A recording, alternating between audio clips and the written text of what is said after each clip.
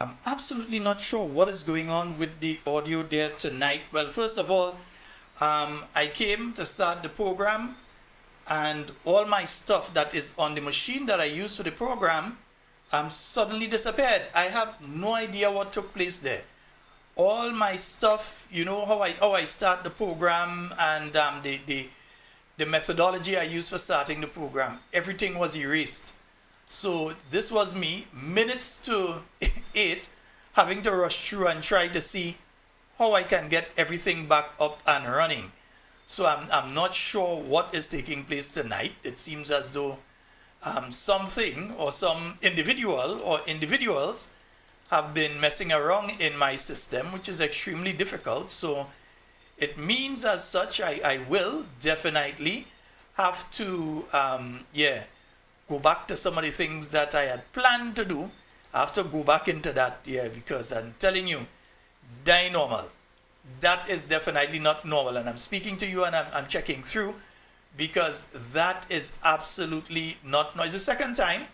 It happened earlier last week. It happened as well that I actually started the program, then realized it was on the wrong Facebook page because all of a sudden the normal Facebook page that we use, that Facebook page was not available.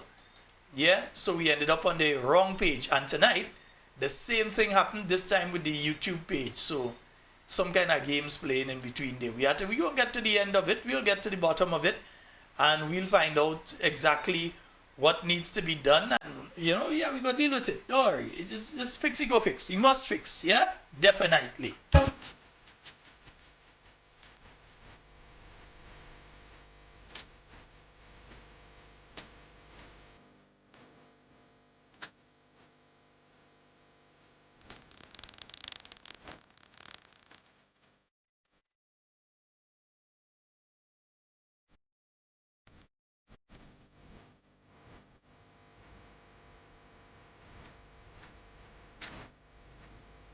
So let me say a special good night to all of you joining us via the various mediums. I had to kill that music now, because I didn't know what happened. Yeah. Special good night to all of you joining us on the YouTube, all of you joining us on the Facebook, all of you out there on We Noise Radio and on Twitch. We say a special good night to each and every one of you. We can't do the roll call tonight because we're already starting extremely late. As I said, minutes to 8. Because I can't go through the details of how I do what I do because it helps them to do what they did tonight. But I was able to set up and so on. But when it came to actually starting, that provided a serious problem tonight. So I was not able to start when I was supposed to start, how I was supposed to start. I was not able to start the program tonight. So let me say a special good night to all of you, as I said. All of you joining us under the YouTube, all of you joining us under the Facebook, all of you on the various mediums. Those of you listening via your neighbors, we say a special good night to you too. Good night to your neighbor and good night to you.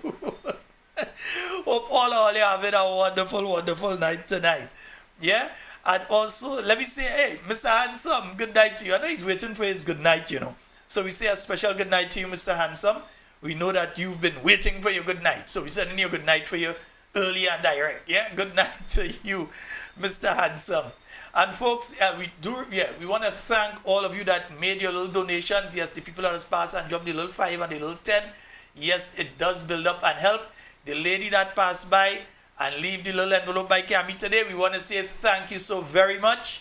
Yes, we know you want your name called, so we ain't calling your name. All right, but we want to say thank you so very much. And to all of you that passed by, either by Cami or you go to the online platform, whether it is just a $5 you could donate, and you do donate that, we thank you, because it's things like that we need to help us keep the program safe, because somebody's playing around. Somebody playing around some games within our electronic system, and we have to get to the end of that and protect things. I know that certain things are in play. I know certain things will be around, so we could be able to do that. But all I'm saying is thank you to all of you that donate. You are helping us to protect what we have, because there are some people that don't want us come on air. There are some people, believe me, there are some people in this country right now, they're actually hoping for the worst for me, I mean, I pray for them. And I'll continue to pray for them because that is the kind of family I grew up in. I never knew my father to keep anybody in mind. I never knew my mother to keep anybody in mind. She could be quarreling with the neighbor today and two of them talking as normal tomorrow. She never keep people in mind. And I can't keep people in mind. Yeah? So there are people out there that they hate. Hate. H-A-T-E. They hate. They would hope that something happened to me so that this program can't be there. Because they believe that this program is going to remove their corrupt administration. They believe that the information that we put out here, as happened before with programs that I have been on, caused their party to lose face. And it's not only the physical, some of them, I mean, the amount of things they're trying. I ain't even going to go into it tonight because it's not about me. It is about you, and we have a lot to talk about tonight, yeah? We have quite a lot to talk about tonight, right? Yeah, so we're not opening the phone lines anytime early. No, we're not opening the phone lines. After we play where we had to play tonight, and we say what we had to say tonight and them kind of thing, then we're going to go into then we go into other things and so on. Nice, but before we get into all of that, let me just play these for you because you have to remember. And again, I want to congratulate all of you that went out to the candidate launch out there in St. Andrew Northwest. As you know, this is the first time we've been on since Monday night because Tuesday night there was the official candidate launch. Then on Wednesday night, there was that wonderful meeting out there in Boca. Good night to you, Mr. Nimrod Oliver. Hope that you're having a fabulous night tonight, my brother. Yeah, hope everything is going all well and okay with you and you're having a fabulous night tonight. So yeah, so there was the activity on Tuesday night. Then there was the activity on Wednesday night. So we are on tonight. We missed 2 nights this week. So we apologize for that. But you know how it goes. Once it goes after 9, it doesn't make sense coming on. Last night's ran nearly until 10 o'clock. So it didn't make sense coming on. But man, all you do is, you know, I watch all you up there in St. Andrew Northwest. I wasn't able to go. I watch all you up there and say, all you have people frightened. All you had them frightened until they posted. Next morning, big and bold, they posted and they even get to wash their face. Take a good look at the picture. The face ain't washed. The nose didn't clean. Yeah. Nose didn't. Yeah. Anyway, yeah. But next morning, they posting thing. Yeah, all you go on, all you scared the people. All you got the people afraid. So, you all went and get the people afraid. Yeah, how all you so? Yeah, how all you so? Anyway, let me go into some of these tonight just to remind you all before we get into our full discussions for tonight. Yeah. The first one, I want to remind you all of that meeting that's taking place tomorrow, and that is going to be out there at Oasis Pet and Garden in Westerhall, St. David. It's going to be taking place from 10 a.m. tomorrow. The lovely Mrs. Nolene Thompson, she's going to be there, along with a team from the New National Party, and it's a consultation with and a question and answer session. So they're going to be speaking about hydroponics, fertilization, chemicals and PPE, like personal protection equipment for those of you not sure what they mean by PPE. And of course, there's going to be the consultation with the question and answer session. So bring your questions and your feedback. Various aspects are going to be discussed. So especially if you're a farmer in the St. David area, even if you're a farmer in another area and you think, hey, I want to be part of this, I'm heading to it. It's part of the continuing discussions that the New National Party has been having with different segments in the Grenadian society. So you remember a few weeks ago there was a discussion with the people involved in the construction industry. Yeah? This is a discussion with the farmers out there in St. David. I believe there's one with the fishermen that took place today. Yeah, if I remember correctly, there was one that took place with the fishermen today. I did see something about a change in date, but I think it took place today with the fisher folk. Yeah? So it's important for you, if you're involved in that particular field, because you're speaking to your government that will be in place. Next thing you know, this time next year when we're talking, We're talking with a new National Party government in place. Once them fellas call the thing. Because you know they're going and lose. Of that we are sure. We know they're losing. They know they're losing too. That's why they're Freddy. Because they're studying all the benefits. The trips to Dubai with the diplomatic passports and the diplomatic bags. That is what they want to maintain. The trips to all over the world. Yeah, all parts of Asia and Africa and so on. The trips, that's what they're worrying about. They're studying about you. And that there's an opportunity to continue for another how much years, and to use that opportunity in the how much years to benefit you. They're studying how they're going to lose their benefits. That's why they're afraid to call it. It's nothing to do with you, the Grenadian people, except for the fact that they know you will vote them out. They know that.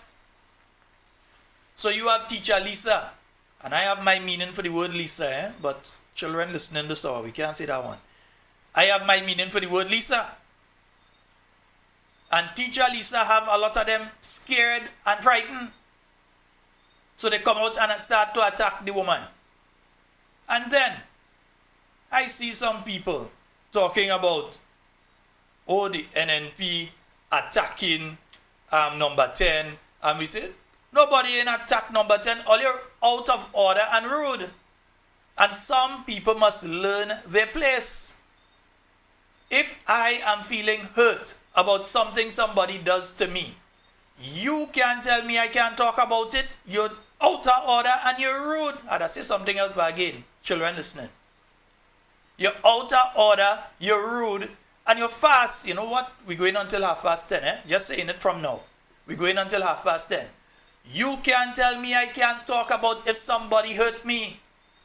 How I felt when they did what they did. Because you have an individual that the new National Party spend how much they spend. I wouldn't know. They spend how much they spend on that individual's election campaign. NNP people take their good self and get up election morning. Imagine even me had to convince somebody who is registered in that constituency, and up to yesterday the person cussing me. Up to yesterday they cussing me. Because I had to convince them to leave town and go up and cast the ballot. They say, boy, me wasting my time to go up and cast no ballot for that woman. And I shall land beg them. I say, go up and cast your ballot. And they went up and they cast the ballot. And they vex as hell because they are hurt. Because they didn't want to do it. And then look what the person has taken their vote and do. And it's the same for the rest of the people in St. Andrew Northwest. They didn't vote for you to take their vote and do what you want with it. If you wanted to be able to do that, and if you are a decent person, what you do is you resign. You resign from the seat. That is what a decent person does. They say, look, all you spend all your money, and the people supported NNP. When they went, some of them don't even look for my name, they look for the symbol, and they put the mark next to the symbol as they ought to have done. They didn't come and say, well, I'm looking for she name. They look for the symbol because they supported the party. And those people emotions and those people concerns were not taken into consideration when they do what they do. When they sell those people votes.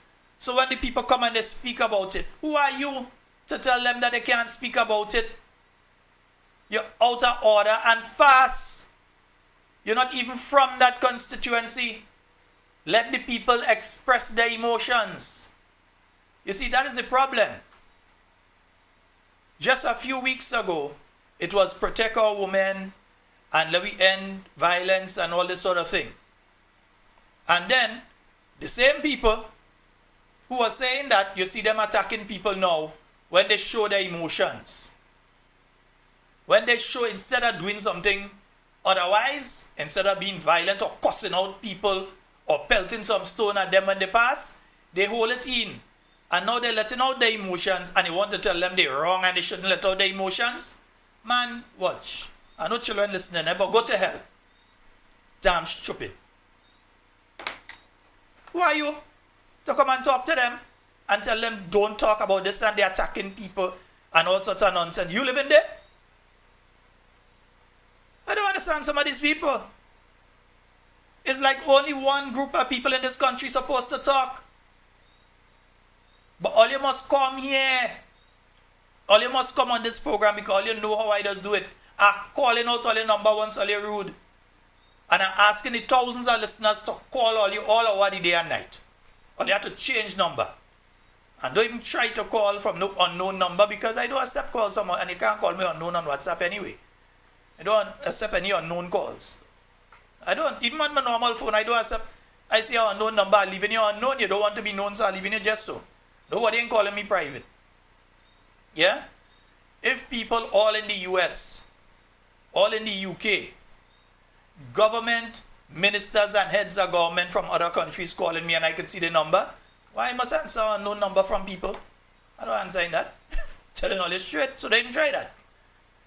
All you're brave in anonymity because nobody know all you're anonymous on social media. So all you could say anything about anybody and feel that, yes, people taking all you. Not me, for any time all you start, I'll just block all you. You're wasting time. This is not a democracy on this program. Yeah? Telling you straight, this is not democracy. Making it clear. No, this is not democracy. Blocking all you. When all you come with all your stupidness. Because like all you don't want people have the ability to talk and say how they feel. All you want everybody just hush up and allow all the government to continue with all the corrupt things that they're doing. All you want everybody to stay silent and all you alone must talk. Nobody mustn't say how they feel. Yeah? Dr. the Right Honorable Keith Mitchell come. He says, a vote for any other entity but the new national parties a vote for the NDC. I say it here all the time. You have people that say he mustn't say that. You're out of order and you're fast. You can't tell the man what he could say. That is his belief, that is my belief. And we know it's a fact. Because a vote for anything other than the new national parties, a vote for the NDC. No matter what other symbol you see they come under. No matter the symbol, it could be the UNC symbol, could be whatever other symbol you see there. It is a vote for the NDC. They are in an arrangement and the arrangement is to ensure that they can damage the NNP as much as possible. They know they can't win a seat, those third party. All of them.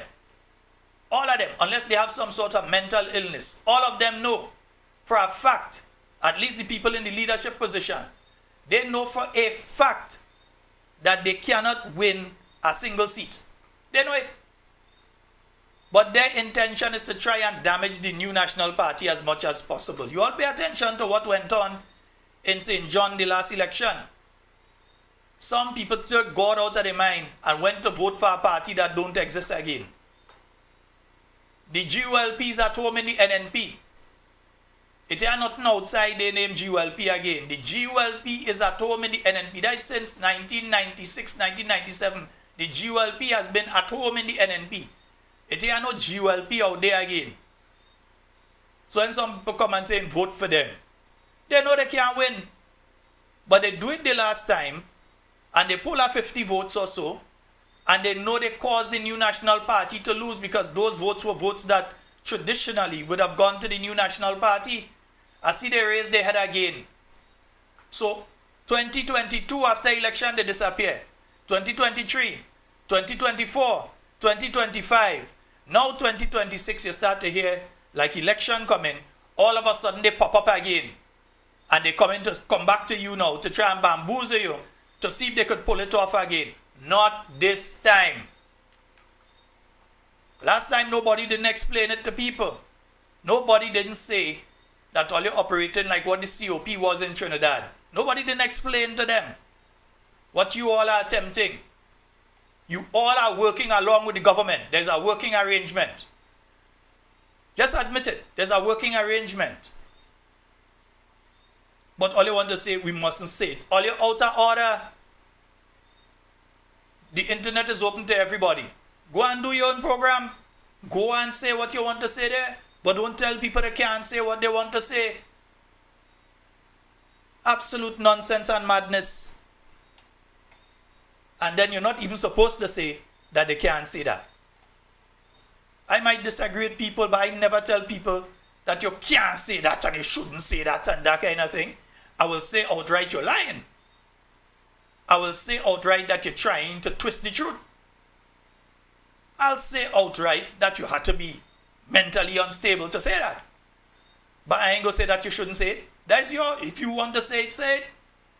But don't tell us that we can't say what you want to say. You're out of order. You're fast. And all you're supposed to know better than that. Somehow all you see with that nonsense. I know all you, and all you know better than that. So I don't know what it is that is affecting you all mentally. That you all have drifted away from the sense that I know for a fact that all you're supposed to have. That all you could come saying people shouldn't say that. State your position and state your point. My position is no vote for no third party. Let me state it straight. No vote for no third party. None. If you vote for anything but NNP, you're voting to keep the country how it is right now. Because that is all you're going to achieve. If you vote for anything but the NNP, all you are doing is keeping the country how it is right now, and it's getting worse. You all see what's going on in the Middle East with the oil prices right now? Going past 100, coming down, Hussein. What we go cause it to go up to 200. Different countries starting to release additional oil that they have in reserves, but that could only be done for a period of time. That can't be a situation for too long. And even the little fluctuations that we had recently are going to affect the cost of electricity and the cost of fuel here in Grenada in the next few months. It may not be directly on the 18th of this month, next week, that you see an increase in the cost of fuel. You might even see the cost of fuel go down and you might wonder what's going on. But look out after that. Then you will see what is going on due to what is taking place in the Middle East. And you better hope that it ends soon. You really better hope that it ends soon and it doesn't escalate into more. Because if it escalates into more, it's going to affect everything. It's not just oil that passing through that area. There are a lot of other goods and so on that we need, from car parts. Not just fuel, it's car parts. Yeah? It's other bits and pieces, electronics, everything passing through that area there. So while you hear people talking about the oil, there are other things that coming out of China and different place too, that pass through them place. So it is going to negatively affect all of us. So we have to pray that it stop. We have to pray that calmer minds prevail and that everybody put away the missile, put away the jets and behave themselves. We could hope. We could pray for it. Because if we ain't pray for it, believe me, we go pay for it. You think they ain't going to protect? They're protecting themselves. They're going to release extra oil. The biggest oil producer in the world is America. In case you didn't know. They have the largest reserves on the planet. They could release and they're okay. But what about the rest of us down here? We are the ones that are going to be suffering and catching we tail down here. So anyway, folks, just a reminder as well. So we have on tomorrow, that is going to be taking place up there for those of you in Carriacou. Good night, Carriacou. See you all soon. Yeah, Senator the Honorable Norland Cox, together with TAS Recruiting and Manning Agency and Bethel and Associates Maritime Services and Training Institute, they are going to be having a cruise ship job fair and scholarship program. So if you have a friend, relatives out there in Carriacou, let them know. And that is going to be taking place at Tropics tomorrow from midday until 7 p.m. So yes, for those of you out there in Carriacou, Petit Matnik, hold on, you don't have to come down. So those of you in Carriacou, yeah, from midday to 7 p.m. tomorrow, the team will be there at Tropics. So you can pull together your documents and so on. You could head over and see what is going on. So that TAS Recruiting and Manning Agency and Bethel and Associates Maritime Services and Training Institute, they're going to be having that cruise ship job fair and the scholarship program out there in Carriacou tomorrow. And then on Saturday, Petit Martinique, they're moving to you all on Saturday at the Petit Martinique RC School. And they're starting from 1 p.m. until 6 p.m. So that's going to be taking place on Saturday for those of you out there in p.m. Yeah, if you're interested in working on a cruise ship, and I know many of you because over the years, through the then Honorable Kindra Matthew and Stewart, along with the assistance of Senator the Honorable Nolan Cox, training was provided for many of you in Carriacou and in Petit Martinique in relation to ship operation and so on. So you all are certified seafarers. I personally know of people that were going down to Trinidad to do the course, and so I know of a few personally, and I know many went down. So I know that many of you are certified, and you all can therefore more easily than many others find employment in the cruise ship industry because you all already have your seafarer certificate and all these other things. Some of them did training in things like safety at sea, navigation, all sorts of things over the years. And that was during the period of the new national party I'm speaking of here. And there are many people in Petit Martinique and in Carriacou. I even know of one individual that did that training that is up the islands working right now. Yeah? So those of you who are up there, remember tomorrow at Tropics. And then in Petit Martinique, those of you there, they are in the RC school. Well, you know, it's the RC school. Everything we have in update us with the RC school. All right? And it starts from 1 p.m. until 6 p.m. Let me also give you all a reminder of the following. Yeah, you know how to remind all the different things and them that happen, you understand? Yeah, let me see. Let me bring it up there. Nice, beautiful. The Easter egg hunt on Saturday, March 28, 2026 at Aubrey's Supermarket, Westerhall Point Gap, starting time 12 noon. Kids will love the exciting egg hunt, games, musical chairs, face painting, and sweet treats. Plus, the chance to find golden eggs with cash prizes inside. The egg hunt is just $10, so bring the entire family out for an afternoon of kids fun, laughter, and Easter excitement. For more information, call 473-406-1322 or 473-449-0369. It's the Easter egg hunt on Saturday, March 28, 2026 at Aubrey's Supermarket, Westerhall Point Gap, 12 noon. Be there.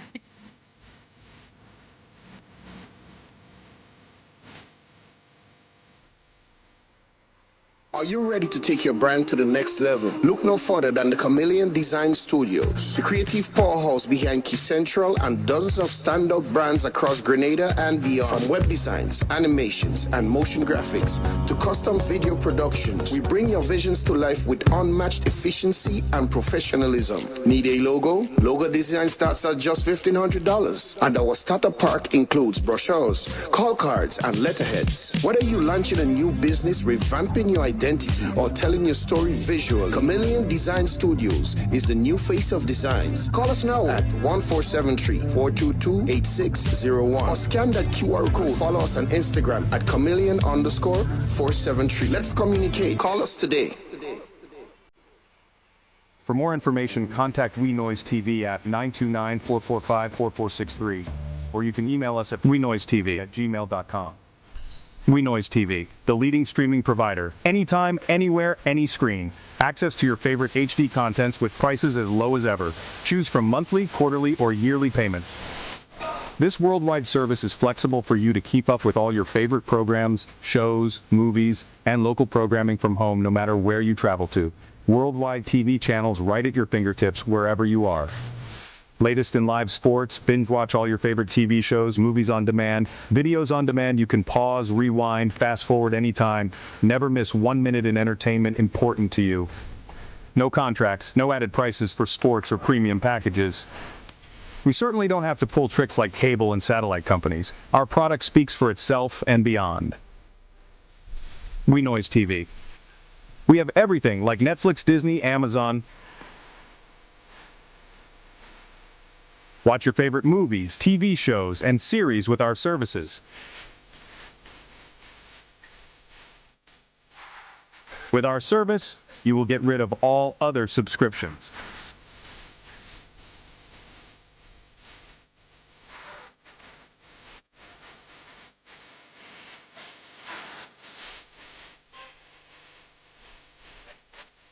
more information, contact We Noise TV at 929-445-4463, or you can email us at wenoisetv@gmail.com. All right, folks. Yes, indeed. And as I said, we've got a lot to speak about tonight. You know, very interestingly, I'm going to get right into this particular one. I was following one of the man, it's amazing. I was following one of the in fact, you know what? Let me show you what I was following. I won't play it for you, and then we go talk about it after. Let me play it. It's a little longish, eh? It's a little longish, but I go play it for you all because I want you all to hear the full thing. It's gonna take about 10 minutes, but there's a reason that I'm playing the whole 10 minutes. I want you all to listen very carefully to the questions that have been asked and the way that the questions are being answered, okay? So it is from yesterday's post-cabinet press briefing regarding the questions of the only thing that makes sense in it anyway, the questions regarding the Cubans from a young reporter, and let's hear how it was responded to.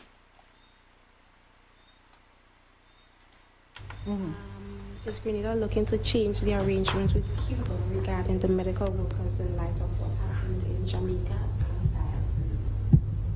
Right. So again, that really is a question would be more suitable for the Ministry of Foreign Affairs or Health, because a lot of them, the medical brigade. But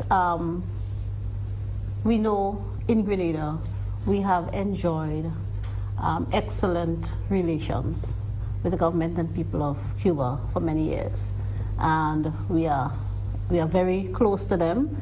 They played a significant role in our development. They were the main builders of our international airport, for example. The Cuban medical personnel have been here for a lot of years.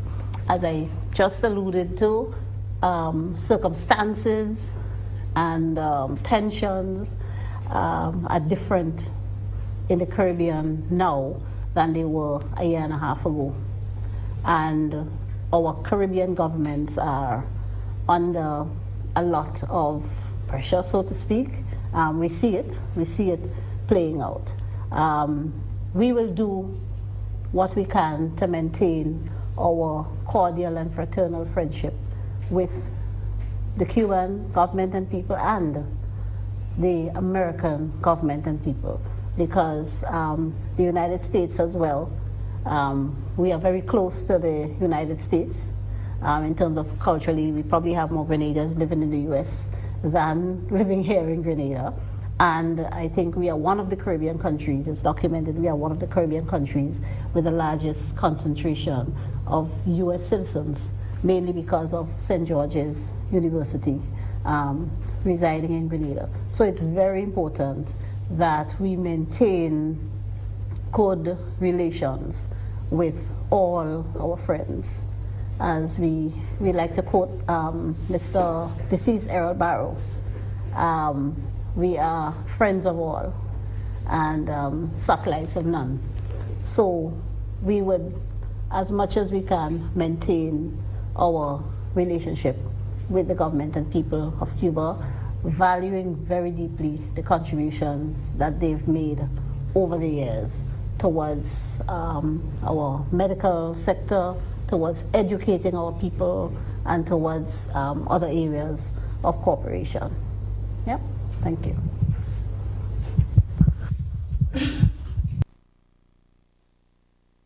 And folks, I'll pause here just to say that she answered the question, eh?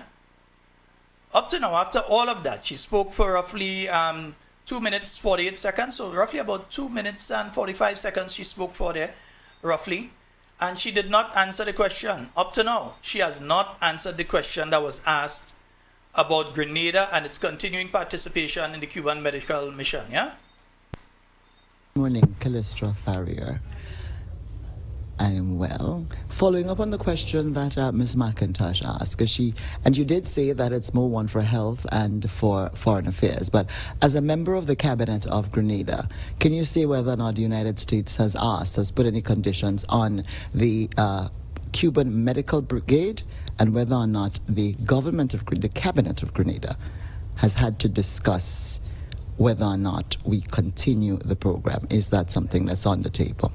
So we know from since late last year, there was an issue that made its way to the public space where the Americans had openly said that as far as they were concerned, the program was a form of forced labor, etc., etc.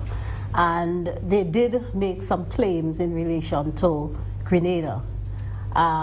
We conducted investigations, and whatever, for the most part, the claims made were not accurate as it relates to Grenada and the operation of the medical brigade. And where we saw room for improvement, we treated with those matters in collaboration with the Cuban authorities here, the workers, and our Ministry of Foreign Affairs.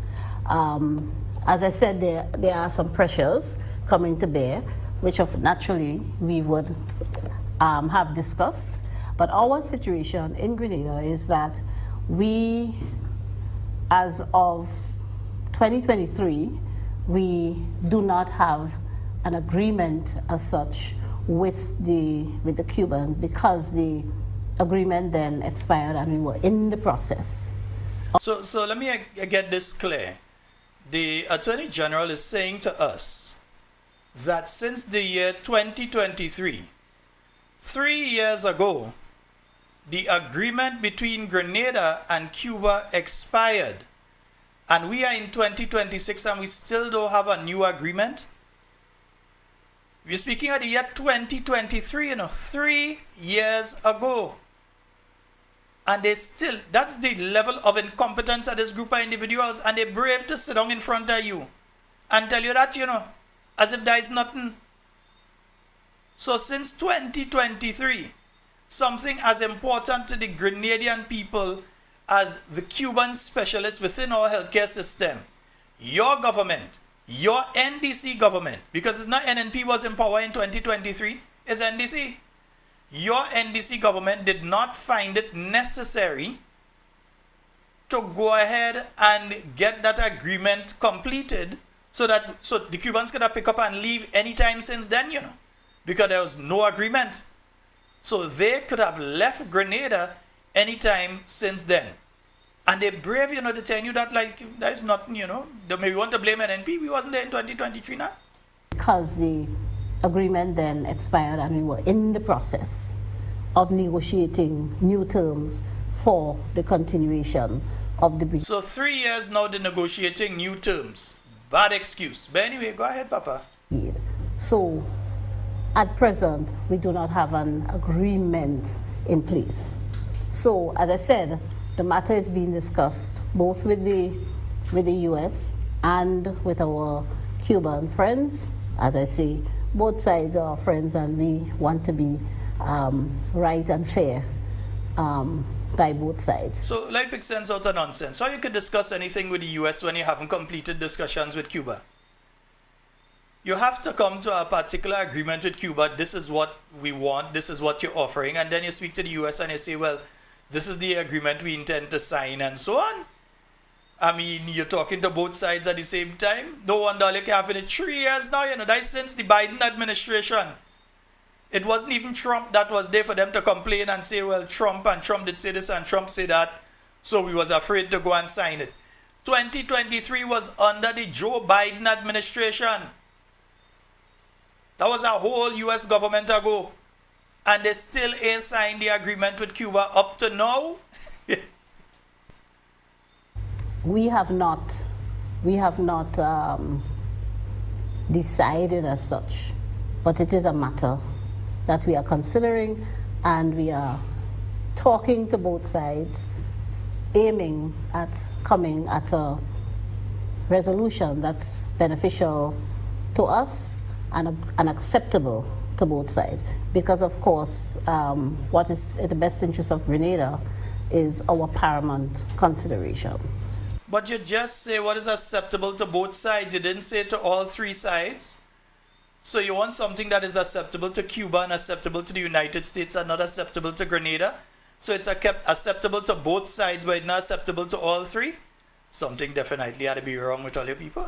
Both sides, because of course Let me go back we are on it, yeah. considering and we are talking to both sides, aiming at coming at a resolution that's beneficial to us and acceptable to both sides. Because of course, what is in the best interest of Grenada is our paramount consideration. Well, if what's in the best interest of Grenada is your paramount consideration, it's supposed to be what's in the best interest of Grenada, not what's in the best interest of the two other sides. It's supposed to be what's in the best interest of Grenada. My goodness. These are the people running the country. For those of you, Giza, good night to you. Yeah, these are the people actually in charge of this country at this point in time. And just any of your friends that may not be Grenadians that listening, there's actually our Minister of Legal Affairs and Attorney General that's speaking there. Yeah, that is who talking us that nonsense there. Attorney General, as a legal professional, that's your background, you're also the Attorney General. The investigation that was conducted into the nature of the Cuban medical brigade, based on the claims that the United States made about human trafficking, the changes that Grenada made, because I don't recall the changes being publicized, I may have missed it, but the changes that Grenada made, are you satisfied that the program now does not, by any measure or any standard, international or otherwise, rise to the description that was put on it by the United States? We would say in Grenada it never did. Quite frankly, in Grenada it never did, because So if it never did, why did you all make changes? If they say they accuse you of something and you ain't guilty of it, then what you change? Then what? You see these people and them trying to play us for fools, eh? Every one of you listening to this tonight, this woman is trying to play you all for a fool. Maybe she braids on too tight, I know. Personnel who come to Grenada under the program, they enjoy the same benefits and privileges as our local personnel, and they are protected by our labor code, by our labor laws. So in our view, it never did. We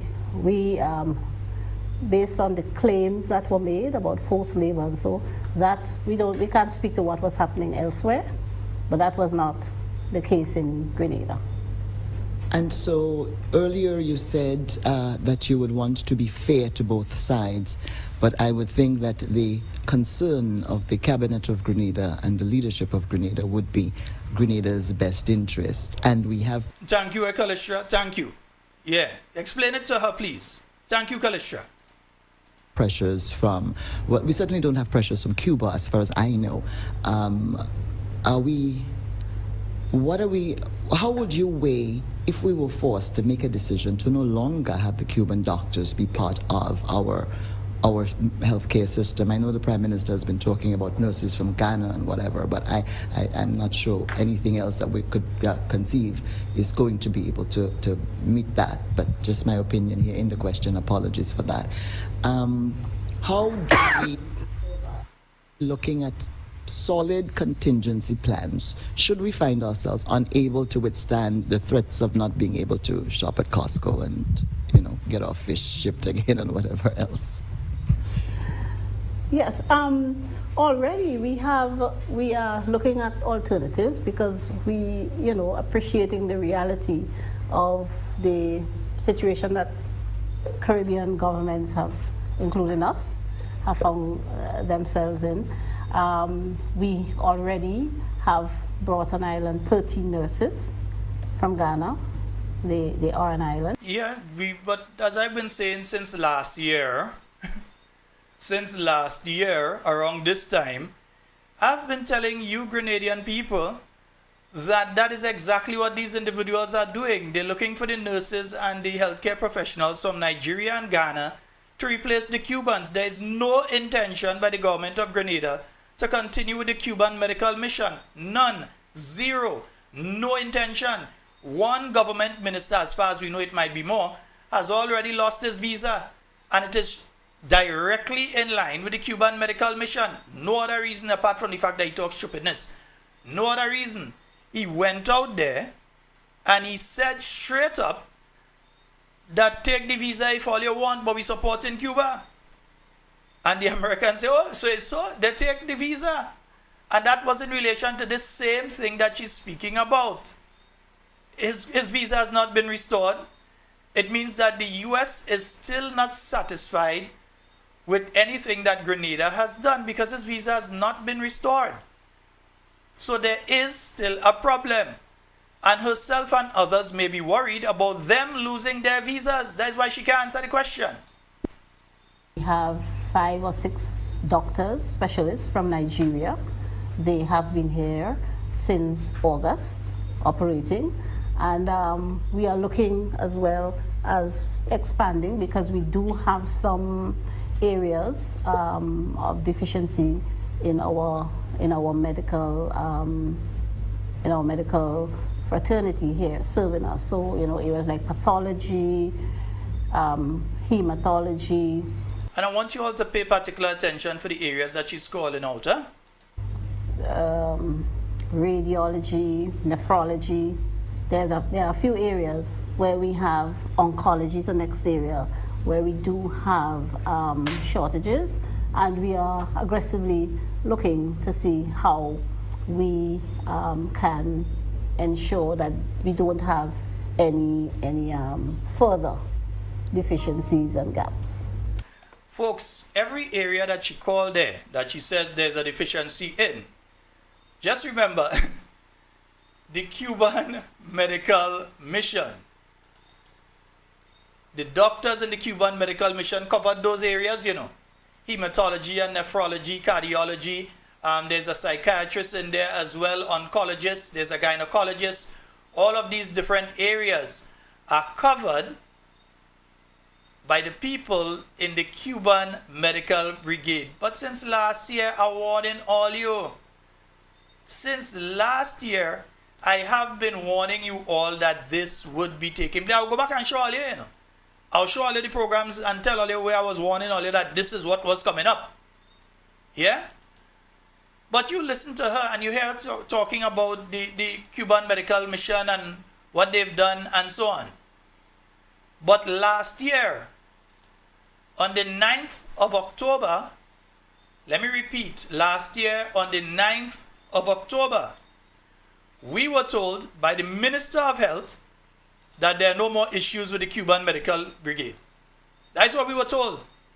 Last year, October, Philip Telesford, in a town hall meeting, said to the Grenadian people that all of the issues have, in fact, listen to me, listen to Philip himself, don't take it from me. So that is being handled. Right, so just to move away from that a bit, I'll move right into the Cuba-Grenada agreement. As you're well aware, there has been some noises, and the government of Grenada has reviewed the operations of the brigade on ground in Grenada. I want to say categorically that from the inception to now, nothing has been changed as far as the treatment and the recruitment of workers in the brigade. Absolutely nothing was done.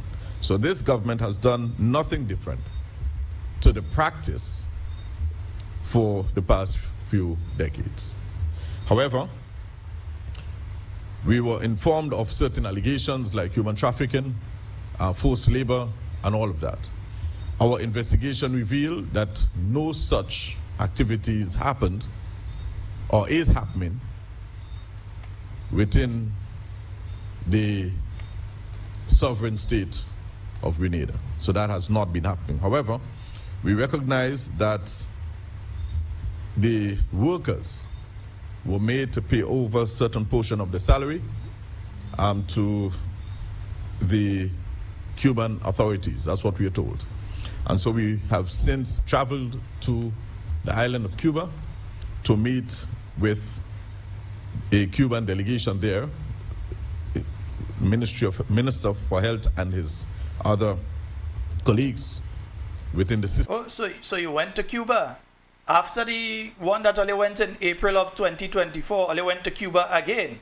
So 2023, you all knew that the Cuban thing finished, that the agreement had ended. You all went there, full delegation, jump plane, all kind of thing. You all went there in 2024. You all did not sign an agreement. You all did not renew the agreement, anything. And that, again, was not under, we rebuke you. That was not under the present U.S. government. That was under the Joe Biden administration. So they can't say all it was under any pressure. Yet still they did not sign an agreement with the Cubans in 2024 when they went up there and come back like if there's the North Korean leader, all kind of people had to line up on airport to shake hand and greet them. Yeah? Well, if forget that, don't worry, man. We go remind all you. Recruitment agency. And we have been, myself and Minister Joseph Handel, who's the foreign minister, as well as the Grenadian ambassador in Cuba, met with the Cuban delegation, the Minister for Health there and his team, in addition to That's when the pass the note to tell you hush. So,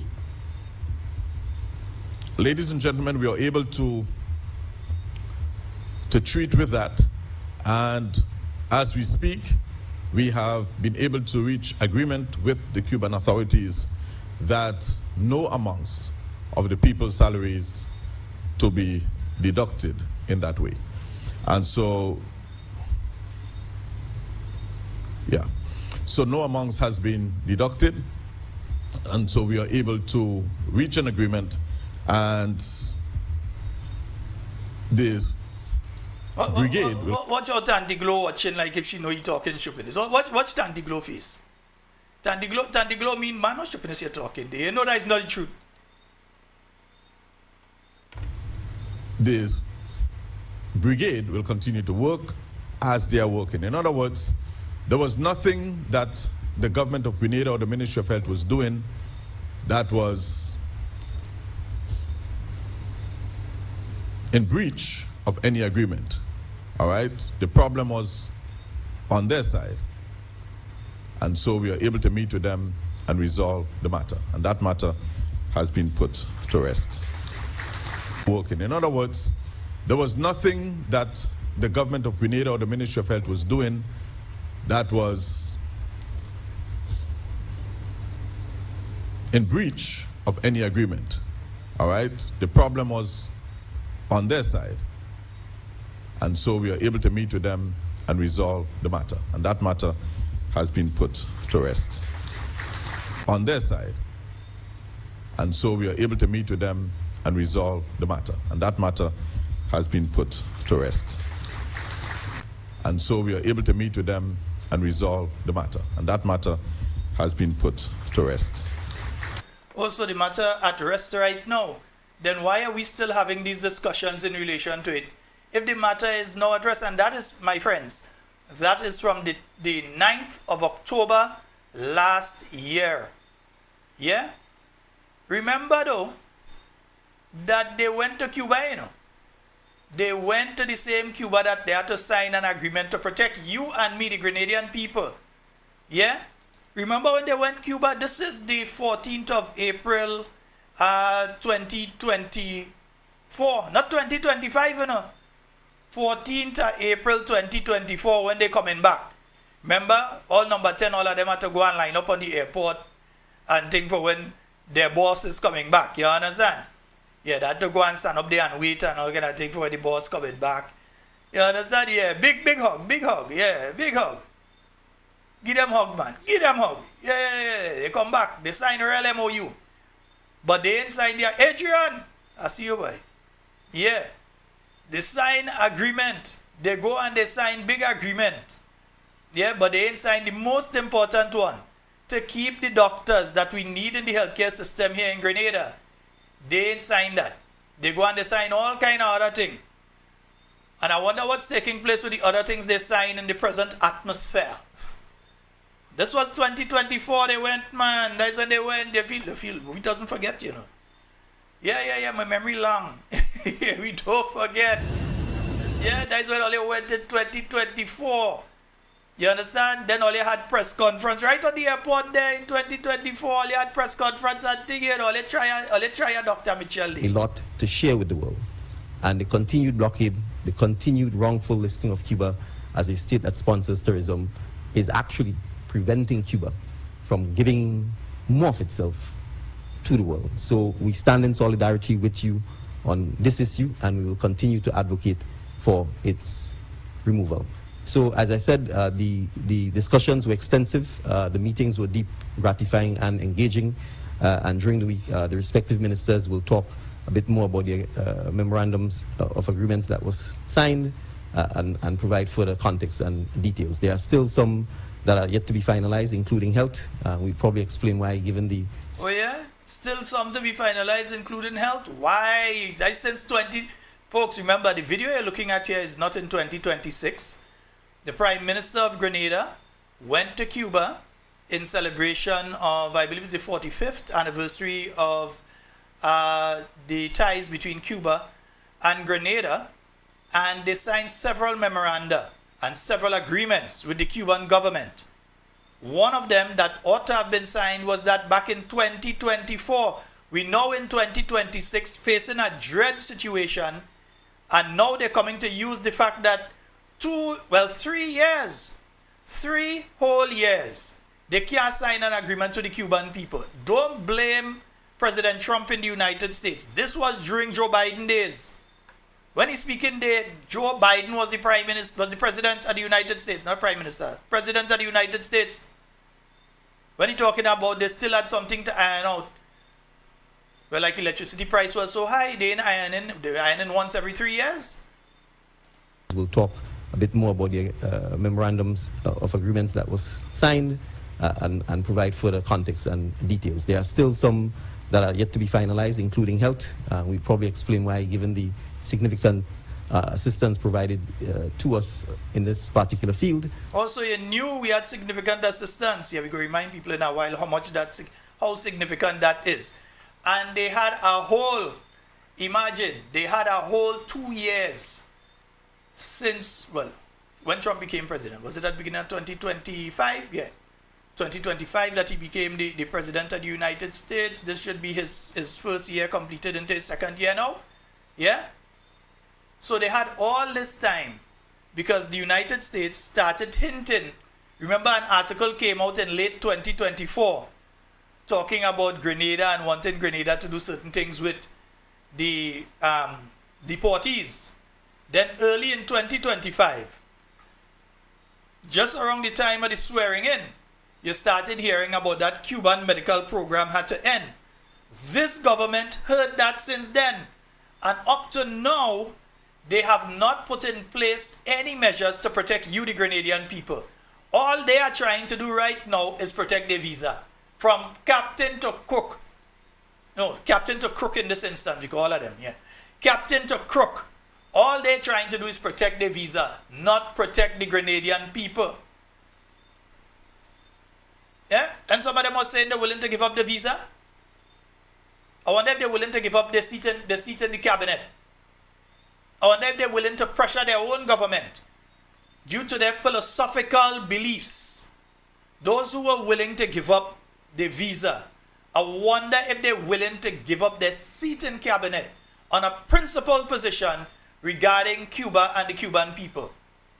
They ain't gonna give up that because the perk's too high. You think they really care about Cuba? They're studying about the diplomatic passport and the US diplomatic visa. That is what they're studying. They ain't studying the Grenadian people and what we have to go through. Yeah? They're not studying us. They have time with we. Let me remind you all further. The visit to Cuba. The 16th of April, yeah? The 16th of April. Let me pull it back a little bit there so you get him from the start. The visit to Cuba marked a very important milestone in the relationship between the Republic of Cuba and Grenada.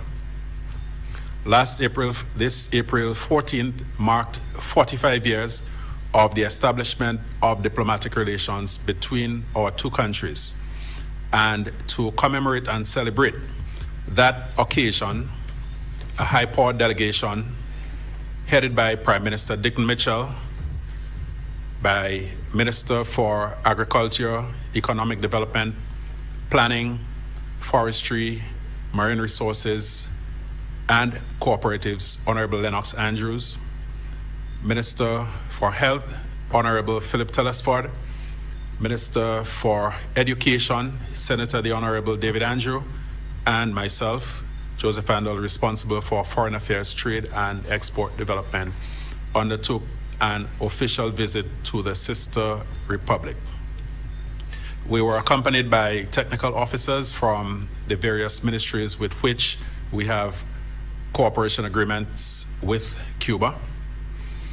And in addition to marking the milestone of the 45th anniversary of diplomatic relations, the trip was also meant to renegotiate and sign several memoranda of understanding in various fields of collaboration between Cuba and Grenada. Renegotiate memoranda of understanding? No, you don't renegotiate memoranda of understanding, you move into a full agreement. You have a memoranda of understanding says that we agree that we'll do these things. You don't go after how much years with the same memoranda of understanding to say we agree we're going to do these things. You move into doing the things. No wonder you're waiting. These people don't even understand what they're talking about. No. St. Patrick, I love you all, but all you can't continue with this individual as an MP up there. All you had to get rid of him. He had to go. He had to go. Shanti Mela, he had to go. Hey. Included climate change and the environment, aquaculture, fisheries, and general agriculture, education, and we still have a few little technical details to sort out regarding the memorandum on health. Oh, a few little technical details to sort out, and it's taken you all 3 years to sort it out. 3 years, 2 ministers later, 2 presidents of the United States later, and all you still can't sort out the few little technical details with health. All you're incompetent. Education, and we still have a few little technical details to sort out regarding the memorandum on health. And so we anticipate that very soon, once those little niggles are ironed out, we will be signing the cooperation agreement on health. Yeah. Soon in dinosaur years, because it's definitely not in human years. Yeah. Some all you had a baby in all your hand back then and they in school already right now. Ain't it? Some all you had a baby in all your hand back in those days and they in school right now. Come on, man. Yeah? Agreement since 2023 to 2026, the agreement has been in abeyance. So 3 years now. They were in Cuba. 2 years now. And up to now, in those 2 years, they can't work out the little bits and pieces. My goodness. Incompetence to the highest. A few little technical details to sort out regarding the memorandum on health. And so we anticipate that very soon, once those little niggles are ironed out, we will be signing the cooperation agreement on health. Now, in 2026, your Attorney General telling you that the agreement expires since 2023, and they're still trying to work it out. Meanwhile, in October last year, the Minister of Health tell you that he went up in Cuba and they signed new thing. But now your Attorney General telling you different. Watch. These people are them eyeline. Eyeline because them could lie. Them could lie for me, you, everybody else. They could lie for people unborn yet. These people could lie. But we warn all you. We tell all you that is what happened with these people. We warned you all, and we said this is what was taking place with these individuals. Last year I did several programs, and during those programs I did say to you all that expect this to happen, that we would be in this situation now. I said to you all that they were bringing the Ghanaians and the Nigerians and so to replace the Cubans, not to assist them. I said clearly in various programs last year, again, that there is no way that you could have the Mount Sinai working with Cubans in the healthcare system. And I said to you all then as well that you had to wonder, what does that mean for the Cubans in Grenada's healthcare system? The Prime Minister was asked that question. His answer was, there's a question for Mount Sinai. I do have that clip tonight. I must find that one for tomorrow night. Yeah? His response was, that is a question for Mount Sinai. After he take nearly $3 million a year and hand to somebody, he don't know if the person able to do the work. Your Prime Minister. His legal minister, his Minister of Legal Affairs and Labor, did not have enough intelligence to know that if you are hiring somebody for a job, you must check to see the laws that surround that person working within your system, and if that person will be able legally on their countryside to work in your system. They didn't have enough sense to check and see that. Yeah? Instead, they just go and the big announcement, they give in Mount Sinai $3 million a year. Now you're seeing all sorts of ads, and I'm saying again, I hope it is not the Grenadian taxpayers' money being used for this issue. I hope it is not the Grenadian people's tax money being used to advertise Mount Sinai in the Grenadian healthcare system. Yeah? I really hope it is not our money being used. If they want, they could use their own money. But don't use our money to come back and bite us. Yeah? We don't want to see that. Right? Let me see if I could find something here. Let me see if I could find that quickly. Yeah, let me put on something that ain't gonna get my program blocked this time. Nice? Yeah. Folks, and I'll take your calls from now. Yeah, you can call. 1473-440-7377. That's the number for you to call and get on the inside. We'll be going for an hour again. We'll be going up until 10:30, so you can call. Well, 10:30 if you're calling. If you're calling, you know, I go wrap it. Yeah, I'm going to 10:30 to give all the opportunity to call. I know you were so boring. Men have raped you and abused you and left you there crying. I devote my heart, my body and my soul. I stretch forth my helping hand to help you out. I haven't got diamond, silver, or even gold, but blessings I give to its west, north and south. Oh, Grenada, Grenada, here I come. Sweet, sweet Grenada. I will never, ever, ever let you down. Oh no, I'll always be your support. You know, if you all can remember, the leader of His Majesty's opposition last year called on them to use strategic diplomacy in this issue. We would not be where we are right now if they had listened to her. Yeah? Let me see if I could let me see if I could find a bit of what she said there. Yeah, I think that should be it there. What we have been able over the years to do is to demonstrate strategic diplomacy, balanced diplomacy, where we understand that Cuba is our friend, but we also have a very important relationship with the government and people of the United States of America.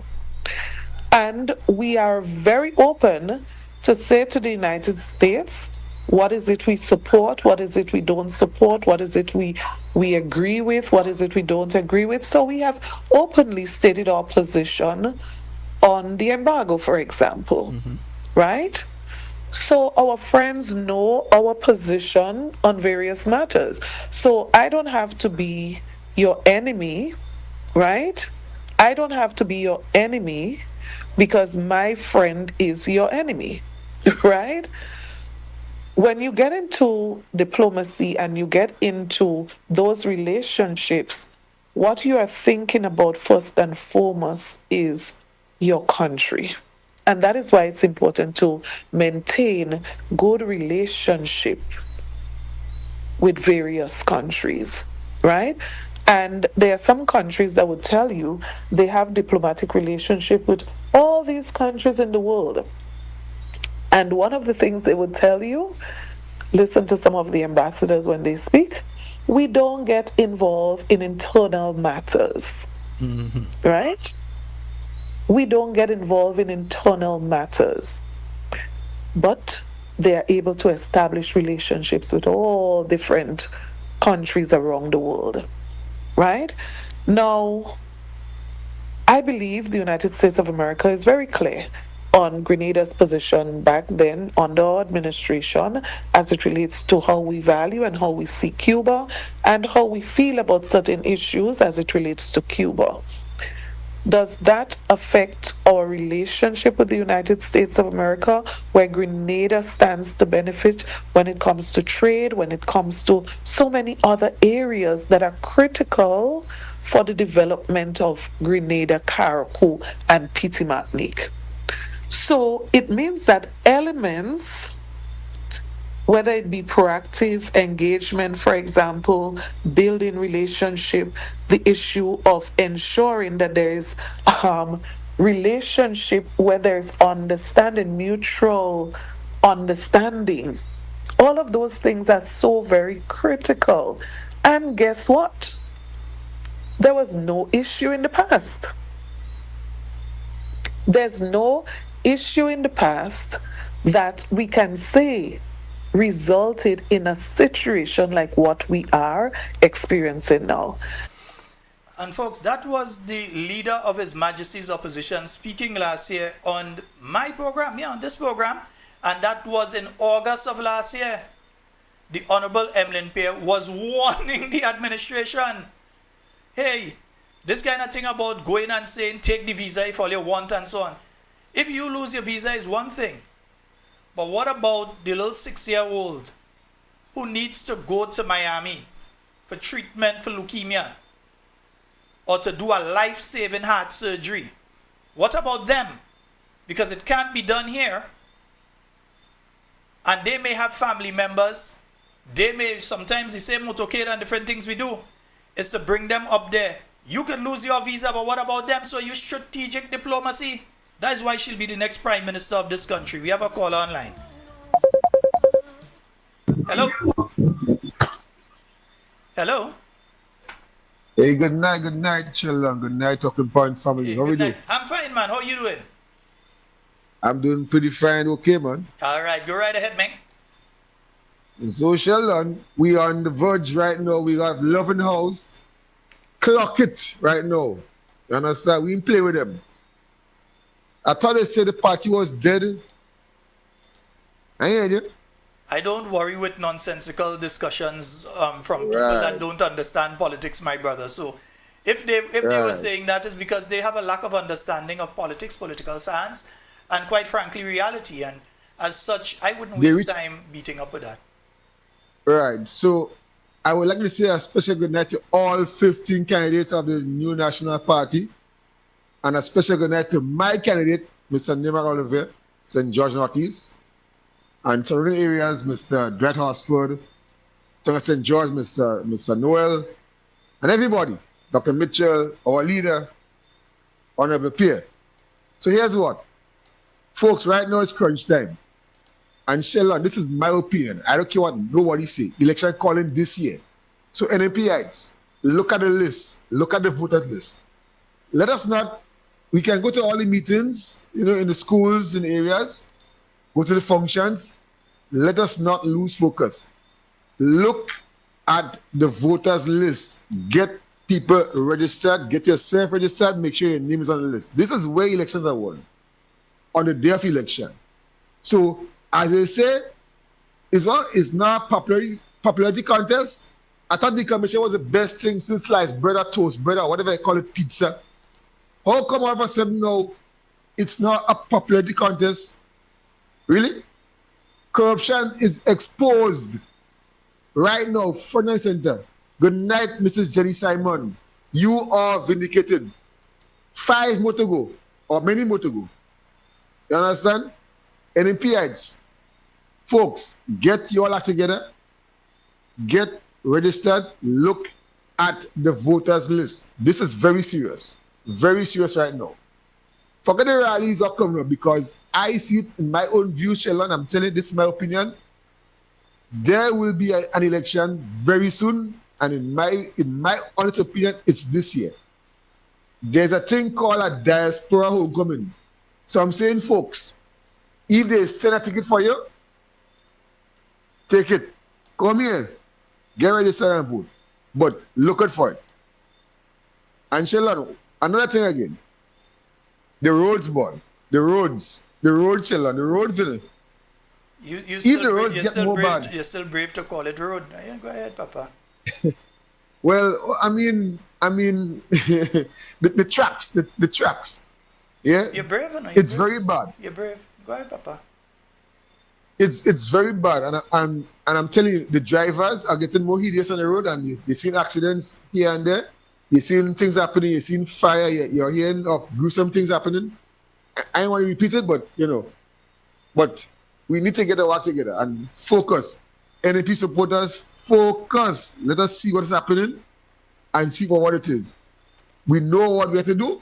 We are custom unit. We were there already. We know what we was doing. Let us continue and get our act together. We need to save and rescue Grenada with Team NNP. Any other vote for any other party besides NNP, trust me, you all don't go like it, because you all see what is happening right now. You have somebody saying, win, lose, or draw, I'm set for life. You have one say to spend $300,000 of their own money. You're hearing allegedly that one buy house in Mount Edmond. Anyhow, I will leave it there. Shalom, good night. All right, my friend. Me, I don't know about buying no house in Mount Edmond. All you think, all you could go and say all you think. Me, they want I hell line them get me so. Can't be a Teresa Scott. Good night to you. Watch, all you want to see something from the 14th of August last year. This is me talking to all the 14th of August last year. I was talking to all you, I was telling all you what going on with the thing. All you thought I didn't know what I was saying. Let me go back to the 14th of August. So where's he coming up? That is me the 14th of August last year. Let me play it for a lady. Wait, let me take this call first and then I will go to that. Hello, good night. Clock it. Yeah, you ought to clock it. I got clock and flavor and way, Yeah, I got flavor, clock and way. I'm good. Shalon, good night. How are you doing? I am quite fine, my dear. How are you? Well, you know that everything now, not how that clock it, you have to say now, clock it. That's the game, clock it. And they can't stop that clock it, they go get clock up. Shalon, let me tell you one thing, I like when you play back all those clips with these people that want to lie so much. I wonder they also want it for themselves when they're saying this and they're saying that. This people are lying too much, Shalon. Or just not go send police in my place again. I heard them. Yeah. Let me tell you something again. Well, let's say we get by the end of this month, we might get a little shipment. But Shalon Saturday, I sit down outside and me and some guy was speaking, a fisherman was speaking. He said, girl, this thing is puppy show. But let me open my eyes to see if we go get the shipment. Shalon, if they're taking 2,000 pounds of fish, It's only 2 boats. What could bring that 21 fish? Because the amount of boat he have registered, 27 boats to register. Well, mostly Petit Martinique. What about Grenada, Guam, Victoria, Grenville, St. George's? The small fishers and them.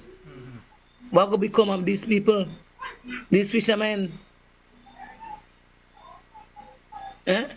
Because what happened to the opposition on the back? So they go out and say now they get for Canada, they get for this and they get for that. Canada shipping most of the fish to Boston. So Boston is the UK. So if Boston, Canada ship to Boston and they get fish from Grenada, they've had to find where the fish come out, you know. You can't just ship fish just like that to Grenada to Canada, you know. It must go through here and go through there because we have a straight flight for Canada. And there are various phytosanitary things that have to take place. It has to be treated in a specific way, handled in a specific way, kept at a specific temperature, and so on. Yeah. From directly from water straight to the location. So there are certain things that may differ slightly from entering the American market. There are things that may differ slightly for entering the Canadian market that has to be looked at. So it's not just we go take the fish and send it. Because Monday you have a Mr. came from Guyana, 2 of them. And they said that they come to Grenada to get the fish go out to Guyana. I said, boss, it's a good idea, you know, because we have some other fish on the market, especially the tuna, the fin tuna, and which you have some of vendors refusing to buy because of the amount they have now. The small boat are in it. And so I said, how you are getting that fish to go to Guyana? They said that they have a boat coming up, the fish going to the government, and then going to the government of Guyana. Shalon, this thing and them is, it not clicking. It's not clicking for me. And you see some of them fishermen going on the radio station and going on the media and say this and say that. These people don't ready as yet. It's waste of time. So I'm hoping that they get the shipment so fisherman could earn a little dollar and I could make some more money. So let me keep your fingers crossed. Yes, my dear. I believe there's a meeting. I'm not sure if it took place today. I'm trying to get the info so that I can say before the program ends if that meeting with Fisher Folk took place already or if it's still to take place. I think it was gone. I think it was scheduled for today, isn't it? Yes, so 6:30. I think they go out. Yeah, so it was for today. Yeah, so that's gone. And so the next thing, oh gosh, that night at the 15 candidate was thing. Shalon goosebumps make me a cry. I'll tell you something, huh? Something broke that night. Something broke Tuesday night. In that meeting in Paraclete on Tuesday night, something broke in this country. And the emotions that came out. The zombie break, Shalon, the zombie break. Yeah, because the emotions that came out there. And like people at home could feel it. People at home could feel it. Not just the people there, but people at home and they could tell you. Something broke that night. Goosebumps taking me. You understand? The chain break, Shalon. The chain is break. The chain is loose. I ask in Grenada and you all go and get a lot of register. Check the voters list. Don't sit down and say NMP win. Go out and vote. Check the voters list. Everybody in my house is NMPites. So I have about 6 in the bag already. But every vote has been checked. You confirm every vote is there on the list. Yes, everything. You send the link for me and I check each and every one of my children. Okay, you see the hand, eh? That's the last 4 campaigns. Yes. Like 2008, like 2013, 2018, 2022. The last 4 campaigns, huh? Soon. Election going to call soon. Don't let people fool all you and say next year. Election going to call soon. Check your all voters list, bring all yourself and get ready. Stop. Sooner rather than later. And I'll tell you this, my friend. I was listening to the supervisor of elections speaking this week. How all of a sudden the supervisor of election end up on a government program, that's mean he was told you had to come and talk about that, to talk about registration and so on all of a sudden. All your pick sense out of nonsense. And some of the things he's saying, we have to deal with, but I can't deal with that with another issue on the program. A night I have to deal just with that, with what he was saying. Because there are certain things that he's saying that create questions in my mind. And I'm a person that have read the electoral law of Grenada inside out, upside down. I read it underwater and all. I read that like I eat the book. So I know it. Yeah. And certain things he was saying leaves questions in my mind. And I wouldn't say what the questions are, because I prefer to have a legal person on with me to discuss that. But we have to discuss. I've been saying that for a while now. I did reach out to someone this afternoon. But we have to discuss the electoral law. We have to, it might even be tomorrow. If I get a person, it might be tomorrow night. But we have to discuss the electoral law. And Shalon, next thing again, I watch you play back a clip with Claret. I don't know how these people come get lawyer, because they cannot speak. Because there's question they asking her and she don't answer the question. But that is how she become a lawyer, because she knows to duck. I go to call her, I go to back to and say, Shalon, why don't you take this and let me do it? You can't do that. I just have to let people see. People have to see. You understand? You want to answer the question up to now? Only and they don't look at you about just only to read. This is not ready yet. That's why they can't go nowhere. Only Grenada because they can't send that to man nowhere. They can't speak, man. And I want you to come and give him the paper and wait he had to hush up his mouth. You see the line again? You see the clip with Mr. Tereso again? Where the young lady come and give the paper? Because he watching to see what they so he had to hush him out. Because he don't know what the hell he's saying. Shalon, you have a good night. All right, my dear. Thank you so very much. Yes, indeed, folks. That's my good friend there. I had to pass for some, I need some fish, I had to pass for some fish. Yeah. Sometimes I'll call Camille and Camille organize the fish and thing for me. Yeah, but I have to get some fish. Yes, folks, let me just show you all this, because when we're talking about these things, and I'm going back in the files, man, this is talking points. Let me see what date this talking points was. Let me see, the 14th of August. Yeah, last year. This is what we were saying on talking points, last year, August. So what you're seeing on the screen is not now. That is August last year. Statements being made and this kind of thing, and they feel that is okay. You understand? Yeah, these kind of things could be taking place. From Samantha Pascal. Will Mount Sinai be allowed to associate with Cuban doctors, given the U.S. government's position on Cuba and Mount Sinai's ties to the U.S.? Well, it's a question for Mount Sinai. I can't answer the question as to what Mount Sinai would. You sat in a cabinet. You decided to give millions of dollars to people that you don't know if they could do the job.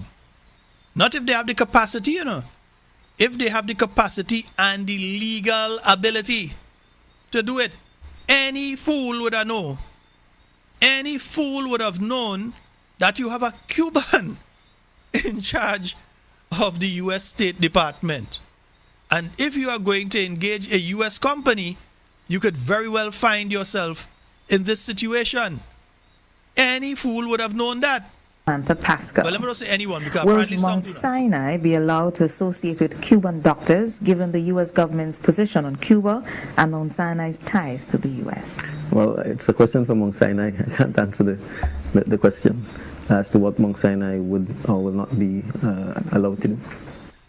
But you should find out what Mount Sinai is allowed or not allowed to do before you take millions of dollars in Grenadian taxpayer money and give them to do it.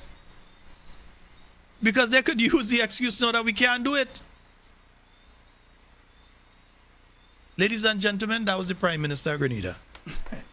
Yeah, ladies and gentlemen, that was the Prime Minister of Grenada. Yeah, that's the Prime Minister of Grenada.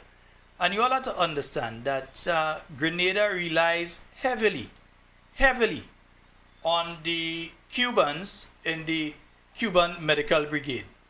Let me go back to last year again. Yeah, it's Cuban doctors. And again, we do not have a problem with Cuban medical professionals and so on, right? ENT specialists, Cuban, emergency medical. Let me see who's there. Right, now that's Grenadians there. We just checking through, man. We're going through. Right, now the Grenadian there, general practitioner as well. We papa.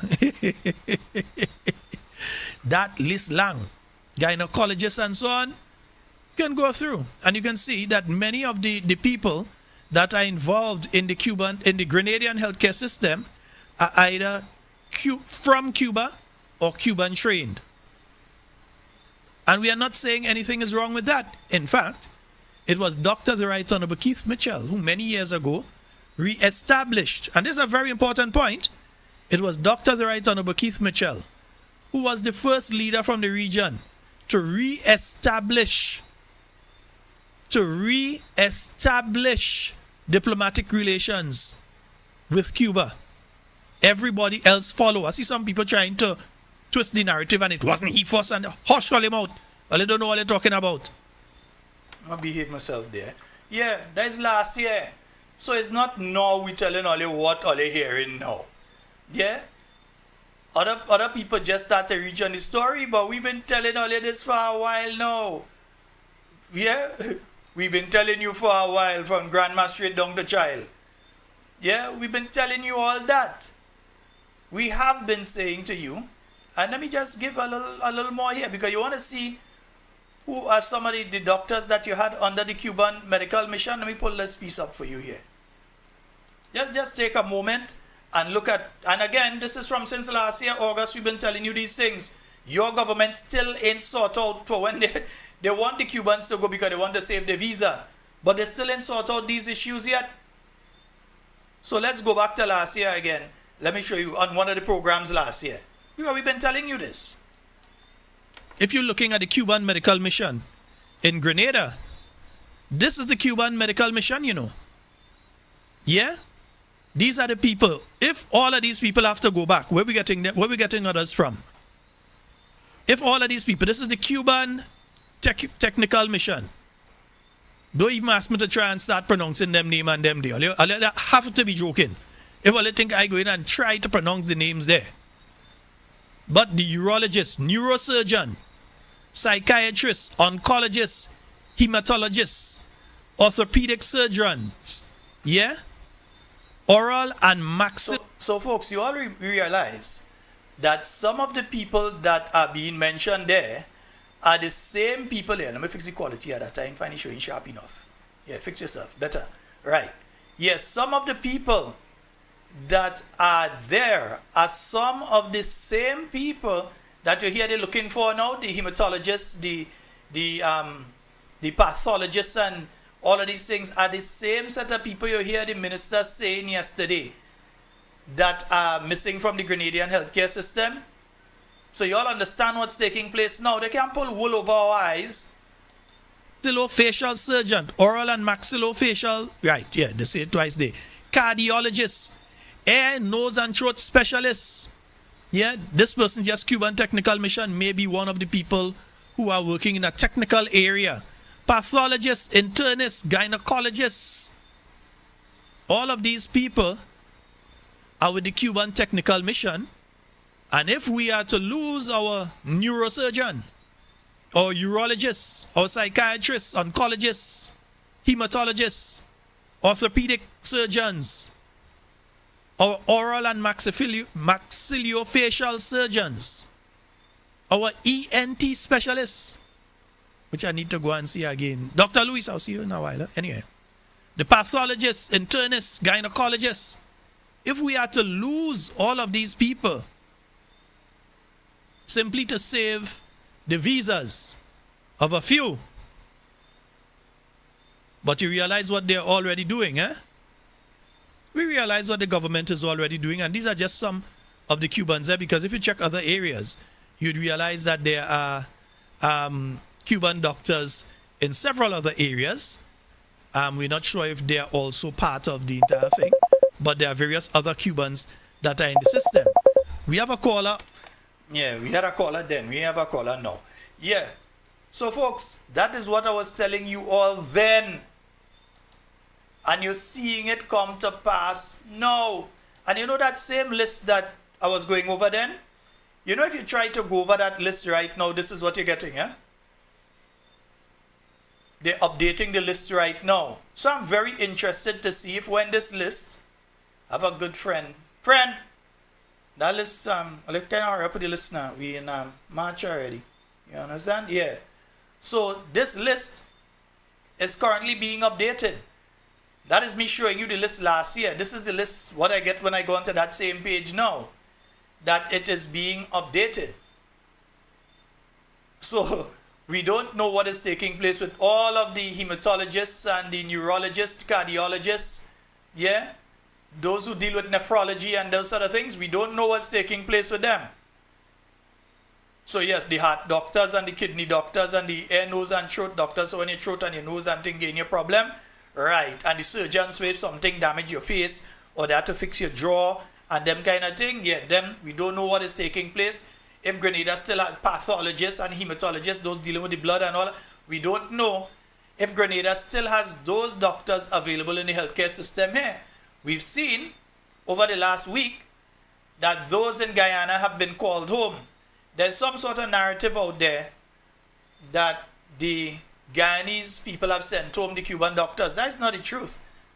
You remember, the Guyanese president was in the US last weekend and he made a statement where he said that basically there has to be regime change in Cuba. So you expect the Cubans to continue having their medical people in your country if you're threatening them? Because that is a threat, eh? If you're saying there's supposed to be regime change there, you can't expect them to continue leaving their doctors and so on. In your country, they pulled the doctors, so it wasn't a case that Guyana just get rid of the doctors. So they had an intention of doing it, but the Cubans deal with them before and they pulled the doctors out of there. What will be the state of Grenada's healthcare system once what we know now to be the inevitable? What the Minister of Legal Affairs did everything except say directly that that is the situation we're in right now. That the Cubans will no longer be in the Grenadian healthcare system, at least those under the Cuban technical mission. The others who are working privately and so on, they'll continue, as far as we know. Because remember, we even saw from the St. Lucian Prime Minister recently, where he was saying that the Americans have applied pressure to the point where they don't even want their students going to Cuba to go and study. They don't want St. Lucian students going to study medicine in Cuba. That is what he said. The US come out and say that is not true. But that is what he was saying.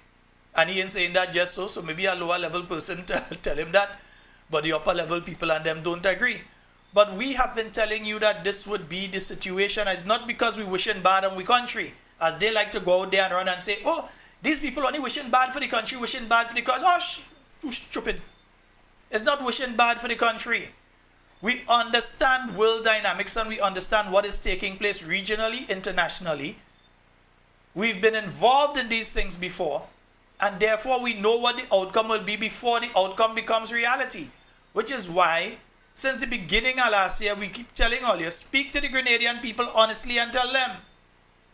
But they refuse to be honest to the Grenadian people.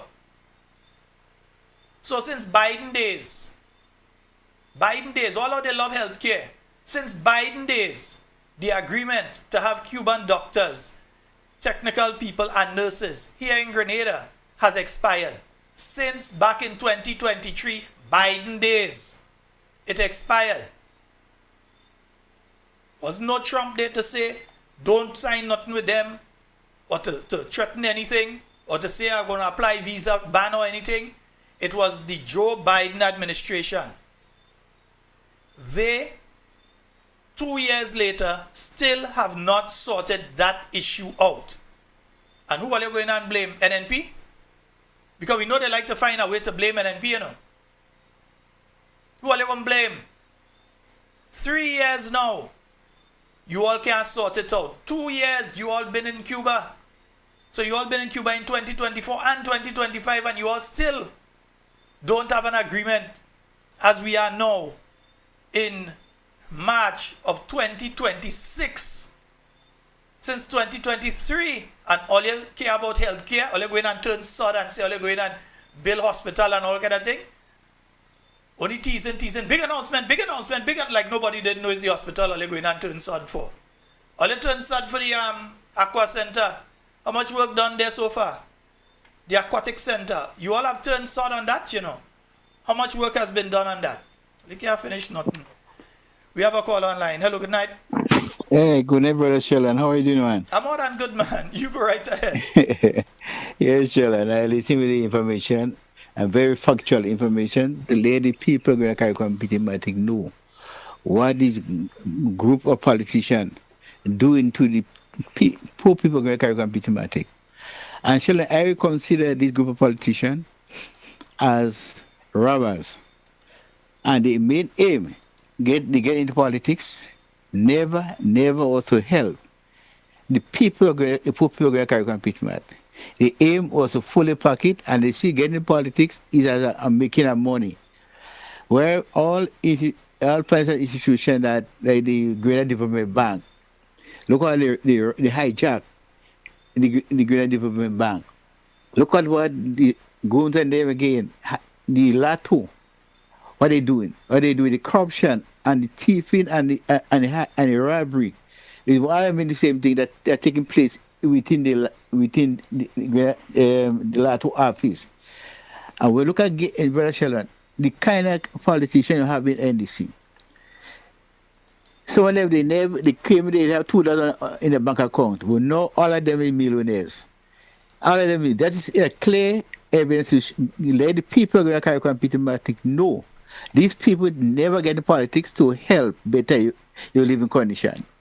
And they go to come back in front of you and tell you, we the people going to carry competing politics, we love you. If you love someone, you have to reach out and help them and make their life better. We cannot say you love someone, but you're only making your pocket better and they're making their life more miserable. And you have a team which is led by Honorable Emily Peer, a leader that cares about people, a leaders that know what you're about, with a qualified team, a team of young men and women that they don't get into politics to look for work and to make money. We get into politics to solve the people of Greater Carriacou and Peter Martin, to make their life better, to bring down the high cost of living, to put money in the pocket. While this group of politicians, Shalon, they are taking out the money in the poor people's pocket and put it in their pocket. But NMP, when the next election called NMP won the next election, people are going to carry on Peter Martin. Your spending power will be greater. The business people will benefit. Because when NMP in governance, the money flows. You see, when on Fridays or during even Mondays, you will see people in town like because they have money to spend. But right now, the people crying out. They're crying out for good leadership. They're crying out for people to serve them with accountability, transparency, and good governance. But they are not getting that. So the people going to carry competing matter asking you to get registered. Those the NMP did not vote in last election. Make sure you vote for the party, the NMP, that will better your living condition. The NDC, some of you all the NDC who vote for that party and thinking that things will be better. Come home, the house is open. Come home, there is love, peace, and tranquility in the house. And NMP is a party, an inclusive party. In governance, they don't see yellow, they don't see red. All what they see is the people going to carry competing mad. Shalon, have a blessed night. All right, thank you very much, caller. And folks, I say we're going until 10:30, right? I ain't forgetting the Cuban and thing. We talk, we give you information on that. But tonight I was watching GBN News and I saw a story and it reminded me of how visionary the new National Party members are. And how visionary people like Nimrod Olivier, Dr. the Right Honorable Keith Mitchell, how visionary these individuals are. And I'll tell you why I'm saying that. Let me let you just listen to part. I ain't gonna play the whole thing of a story that came across GBN tonight. 40 fishermen from the mainland and sister islands with vital training and safety gear, marking a major step forward in safeguarding lives at sea. Christina John tells us more. 140 fishermen, including 40 from the sister islands of Carriacou and Petit Martinique, have completed an intensive safety at sea training program under the UBEC project. The program focused on critical emergency response skills, covering everything from handling distress situations and engine failures to expanding ship-to-shore communications. Upgrades to the repeater system now ensure island-wide coverage, further improving safety for those at sea. At a ceremony held at the National Cricket Stadium, successful participants received safety equipment packages valued at over 8,000 EC dollars. The equipment included advanced communication devices, flares, life jackets, beacons, and first aid kits, all designed to support survival and rapid response during emergencies. Isaac Bagwan, Permanent Secretary in the Ministry of the Blue Economy and Yeah, there's about as much as I need from that. Yeah, so the thing is this, you know, I saw them doing that and I had to smile, because to many people who were not following news and didn't know about things before would think that is the first time something like this happening, when I know for a fact, as I mentioned a little earlier, I know why I mentioned it earlier in the program, there were many young men and women, let me repeat, many young men and women from Carriacou and Petit Martinique, I know for sure, and some from the mainland, that went, there was a course that was taking place in Trinidad.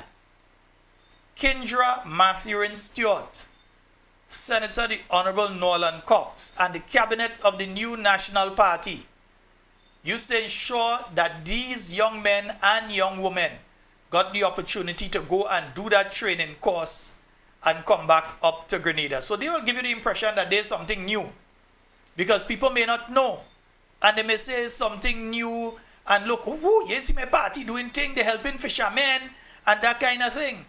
But that is not something new, and I'm kind of sorry to have to use the page that I have to use to show you all this particular one, which is the late Senator Nealon Franklin's page. Yeah? When Nimrod Olivier, yes, the same Nimrod Olivier. Nimrod, your middle name? I must find out your middle name. Nimrod Olivier, Dr. Keith Mitchell, and the late Senator Nealon Franklin went out there in, was it Grand Mall? And they gave some equipment. I don't think it's Grand Mall. This one might be, but it's in that area, St. George Northwest for sure. And they got some GPS, and so the same safety equipment that you see government spend 1.7 million and handing out, and so this was in opposition, you know. This was just 3 years ago in May of 2023. Yeah? And you see Nimrod Olivier, it was indeed a blessing to team up with Leader of His Majesty's Opposition, Dr. the Right Honorable Keith Mitchell, and Senator the Honorable Nealon N. Franklin, may you rest in peace, at the Bourgeois Community Center on Wednesday, 24th May 2023. The opposition leader paved the way to ensure fishermen in the community were provided much needed equipment to make their journey to and from mainland much more seaworthy. All recipients expressed their heartfelt thanks. Special thank you to Mrs. Aisha Oliver and Mr. Kelvin Hyacinth. We are indeed very happy to make an important difference in the lives of fishermen as they build their craft to help us all eat healthy. Yeah? And you can see here where they were handing over equipment. And that's just some of the equipment they had in their hand. That other things are here to get to. And if Nimrod, am I correct? Was there a second set of stuff that was given out? Because I seem to remember some life jackets and thing too. Yeah? Were there some life jackets and so that were given out as well? Nimrod, somebody message Nimrod for me and tell Nimrod I try. Nimrod, I sure you're listening to the program. I know you. I assure you somewhere they're listening to the program. Yeah? So you see, the following, we are mine, you know, because once the fishermen benefiting, but you know one of them go jump on somewhere tomorrow and say, look, they're giving, look, this never happened before. Let me show you before, they open my mouth, it happened before. Yeah? It happened before. Dante, man. Dante, we ain't forget you, they have to answer. We will never forget you, Dante. They have to answer. Yeah, that ain't done. They find we ain't talk about it once or twice, they feel we done. We ain't forgetting that, Dante. Yeah? So, yeah. So when they try to give you the impression, it's the first time thing like this happen. Let's let them know joke they making. Joke they making. Yeah? Joke they making.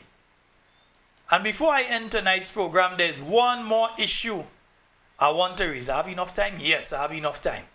There's one more issue I want to raise before I end tonight's program. Yeah? And it's okay, policemen. I see some police messaging me and saying thanks and all kind of thing. Don't worry. Anytime, just message your boy. Yeah, anytime. And you know why police send it and tell me thanks? They send it and tell me thanks, but we still waiting. We ain't taking no brango, yeah. They get this message today. The salaries of the corporals and ASPs who were negatively impacted by the recent, that wasn't recent, it's over a year now, pay and grade adjustments have now been rectified. These corrections will be reflected in your salaries starting March the 15th. So that is your salaries on Monday that you're supposed to receive. You ain't going to receive it on Sunday. So your salaries you're supposed to be receiving on Monday. March the 15th, nobody in the treasury to pay all you. So it's the 16th. But anyway, please note that the retroactive payments will be issued at a later date. So all still ain't getting all the retroactive, so we go make noise for the pay them the retroactive. All they say all they don't have no cash flow problem and no flow cash problem. Pay the people the money. Yeah? Further information regarding the retroactive payments will be communicated once it becomes available. Well, all they might have to wait another year before they get that one. But that is the message that the officers got today. So some of them was messaging me saying, boy, Shalon, thanks, boy. Look like we getting through, look like we getting money and that kind of thing. You understand? Some of them message me, they say, yeah, boy, that look like we getting through.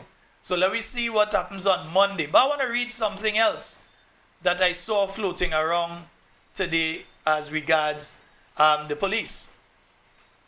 It says, are things really happening for the police officers in the Eastern Division? The Eastern Division Police, you understand? St. David side, Grenville, right? The sewer has been discharging water into the yard of the Grenville police station for almost a year now.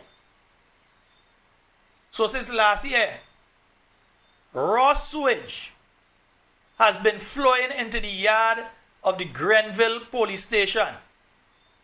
Officers have been raising this concern and asking for a solution, but the issue still remains unresolved.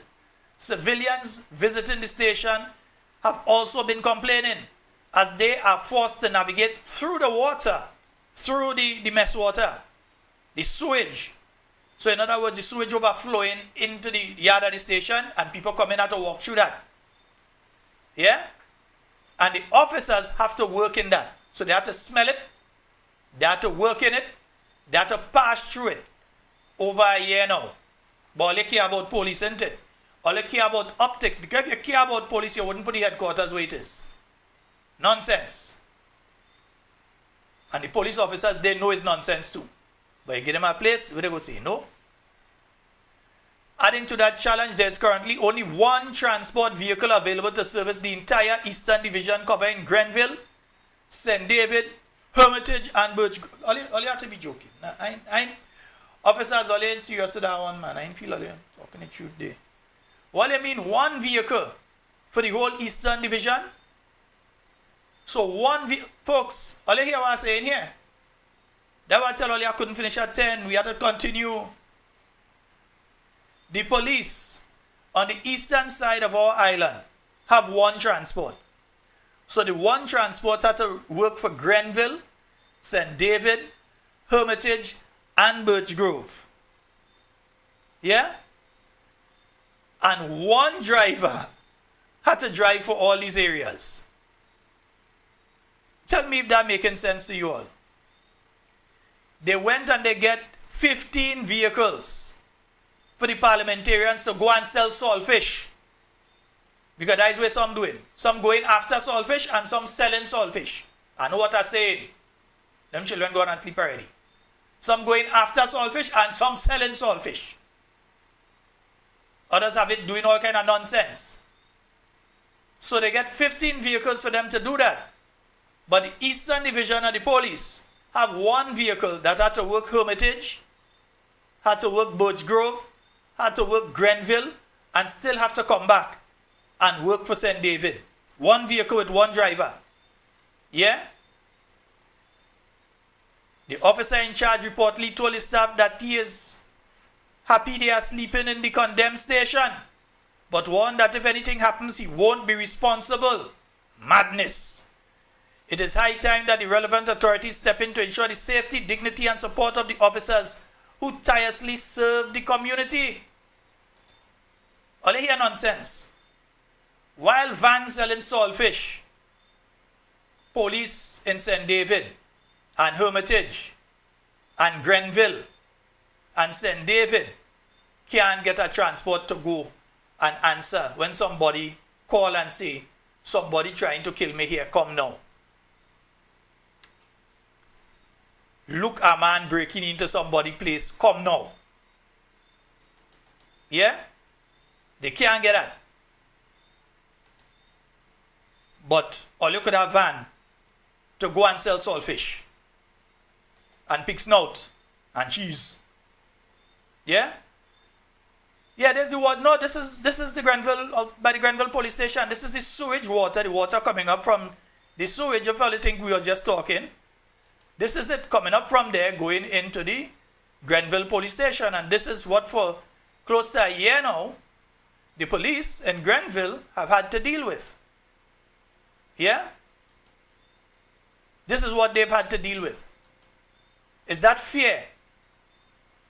Some of these police we're talking about are your sons and daughters. Some of them are your brothers, your little brother and your little sister. Some of them is your big brother and your big sister. Some of them, you may be looking at this and it might be your mother or father. Yes, younger people look at this program too. It might be your mother and father have to pass through this mess water every day. Every day. And this dry season, you can imagine when rain really falling, what going on with that. Yeah? This is the situation, friends. At the Grenville police station, with the mess water that the officers had to deal with every day. Yeah? And all they will go and say, oh, we love the police. And we're doing so much for the police. We're doing so much for the police, yeah.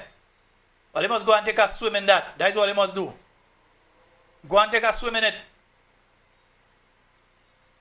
If all they're doing so much for the police, then that nothing is supposed to be wrong with that. Eh? Because that is not normal water that coming up there. That is not a bursted Nawasa mains. That is the sewer system water that coming up there. That is the sewer system water that coming up there. Go and fix it. All you in charge, go and fix it. Or you could have human beings in a situation like that for an extended period of time.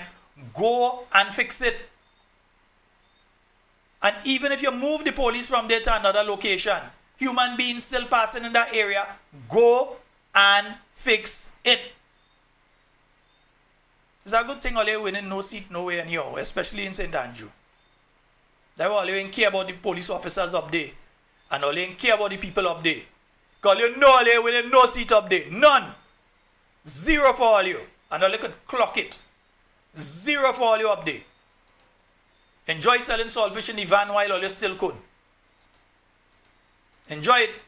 Because it ain't going to last forever. That's the situation our police officers have to be living in, friends. Yeah? Let me say a special good night to Moko and Chris London. Fellas, all you meet up today.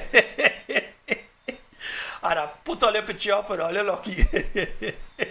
Chris London and Moko, good night to both of you. And I hope that you all are having a fabulous night tonight. But, well, morning for you all. You all are in the UK, so it's morning time for you all.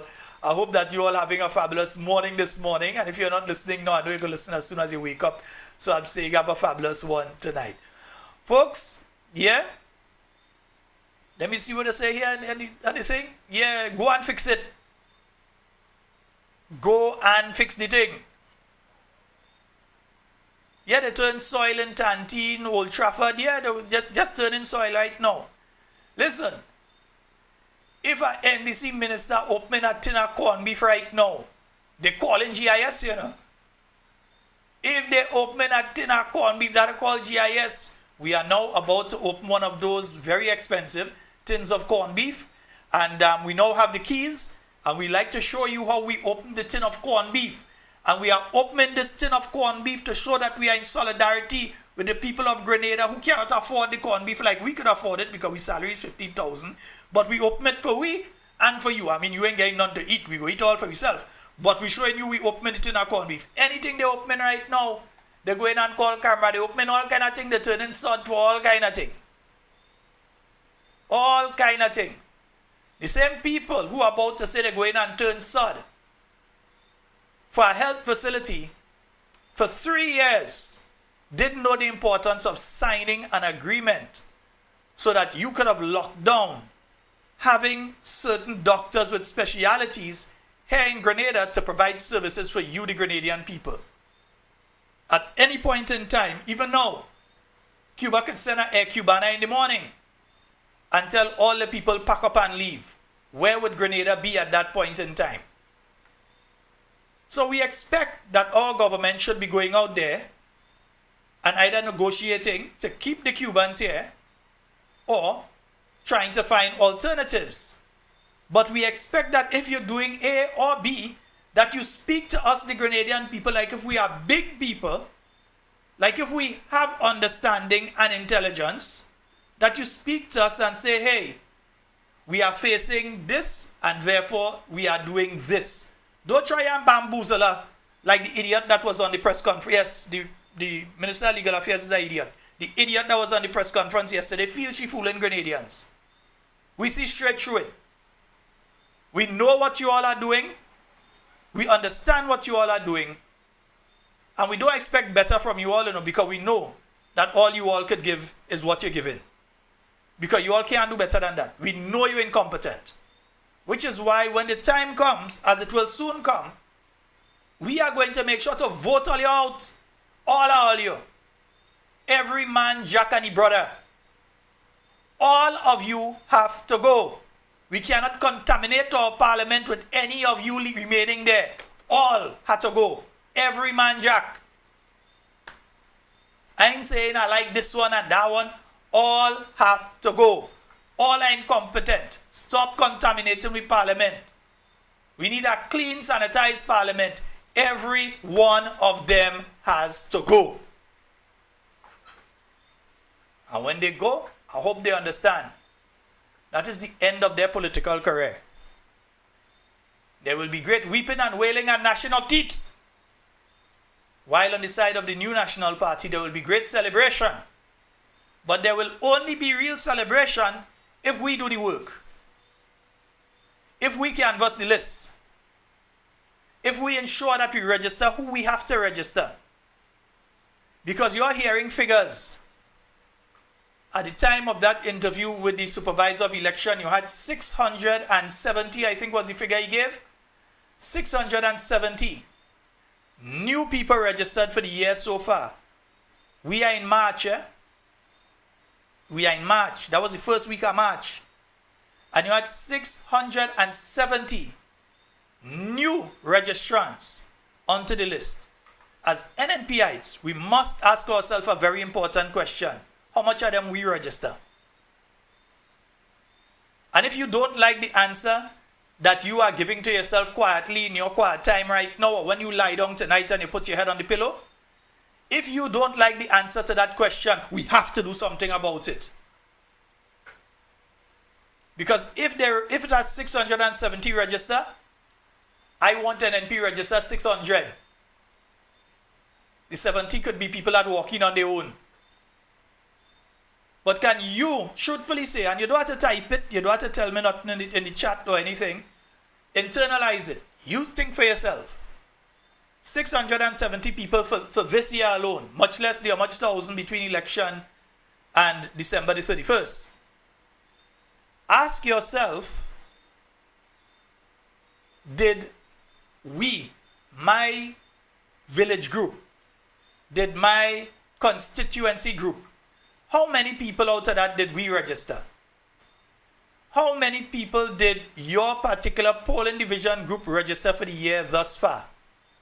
Have you known of people that needed to be registered? Did you ensure that they were registered? How many people have turned to 18 that you brought to register? Because you realize the NDC is making a play after the young people again. Because while I can talk and I can say in 1994, this was the situation, or 1993, this is how I knew Grenada. These young people weren't even born. We're in the year 2026, which means the first time voters are people that born after Hurricane Ivan. They don't know nothing about 1995 to 2004. They barely know anything about the year 2000 to the year 2013. They barely know anything about that. So their minds are easily manipulated by those who know better but preaching worse. People will come to them and say the NNP never do nothing. And because their young, impressionable minds are just forming and they have not fully availed themselves of the information, and we continue to fail to provide the information, those young people begin to fall into a trap that after they fall in the trap, they realize what's going on.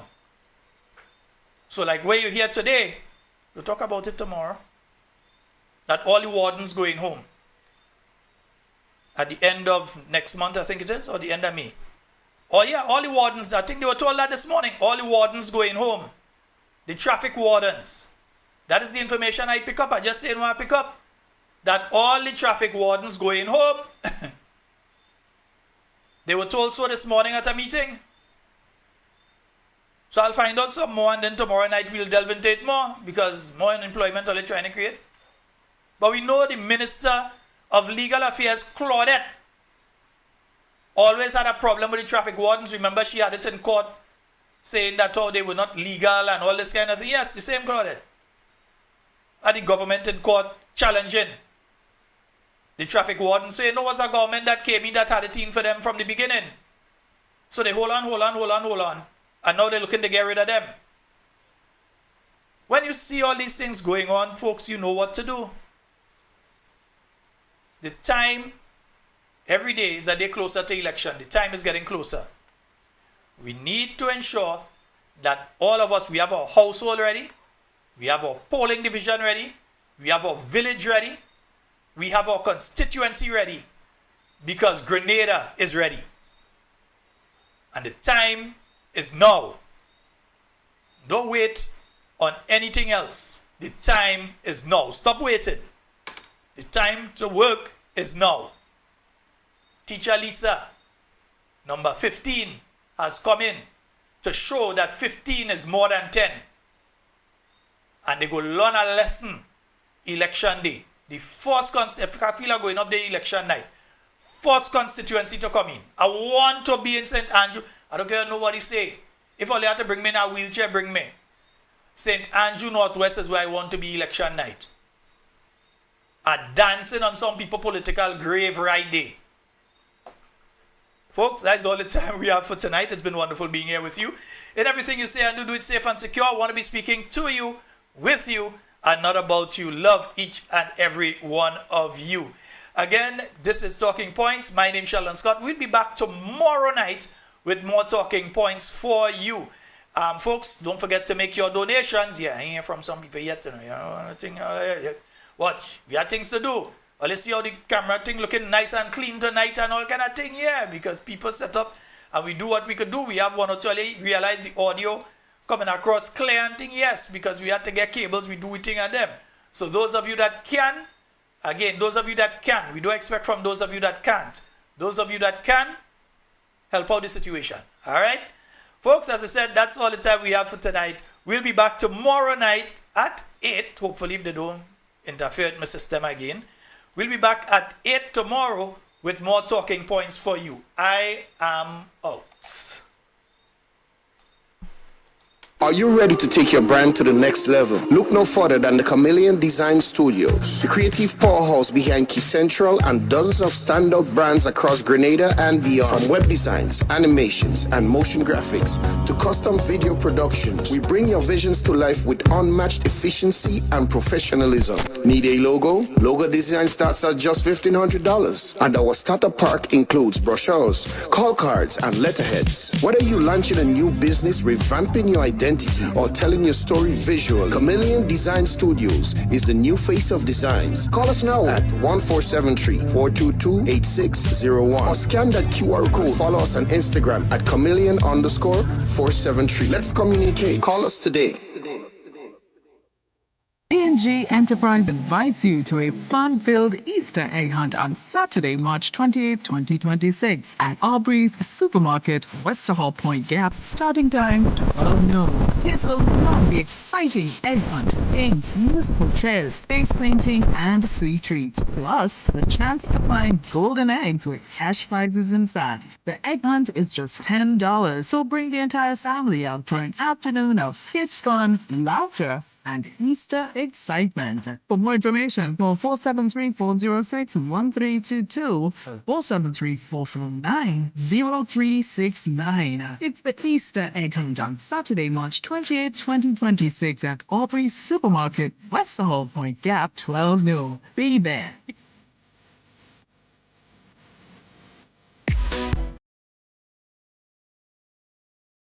For more information, contact We Noise TV at 929-445-4463, or you can email us at wenoisetv@gmail.com. We Noise TV, the leading streaming provider. Anytime, anywhere, any screen. Access to your favorite HD contents with prices as low as ever. Choose from monthly, quarterly, or yearly payments. This worldwide service is flexible for you to keep up with all your favorite programs, shows, movies, and local programming from home no matter where you travel to. Worldwide TV channels right at your fingertips wherever you are. Latest in live sports, binge watch all your favorite TV shows, movies on demand, videos on demand. You can pause, rewind, fast forward anytime. Never miss 1 minute in entertainment important to you. No contracts, no added prices for sports or premium packages. We certainly don't have to pull tricks like cable and satellite companies. Our product speaks for itself and beyond. We Noise TV. We have everything like Netflix, Disney, Amazon. Watch your favorite movies, TV shows, and series with our services. With our service, you will get rid of all other subscriptions.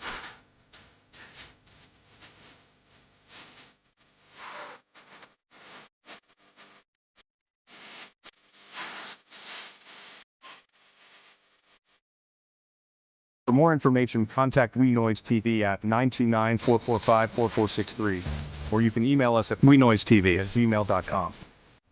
Are you ready to take your brand to... This is what we call our way.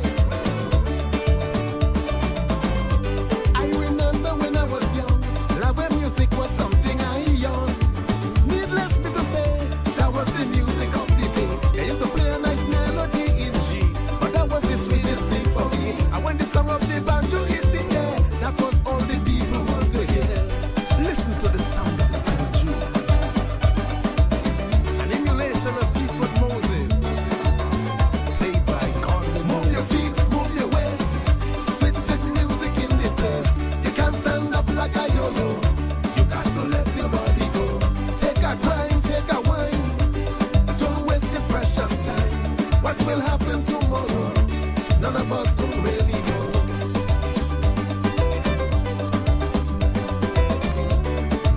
You hear banjo? I remember those glory years. Love when music was met with great cheers. No one can deny that the standard was very high. And when you hear Christmas time comes around, look out for your name in the song. With all them women singing, party time, all of we dancing.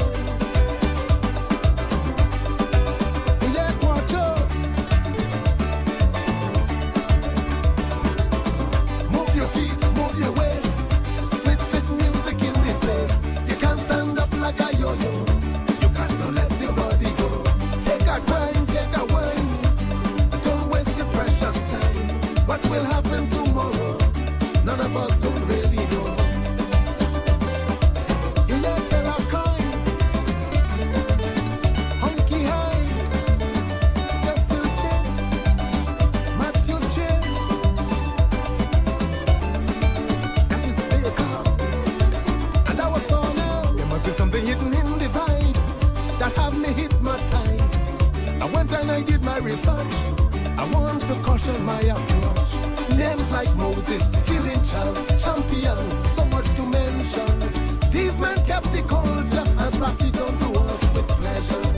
We are soldier, we are Toba, Maracas.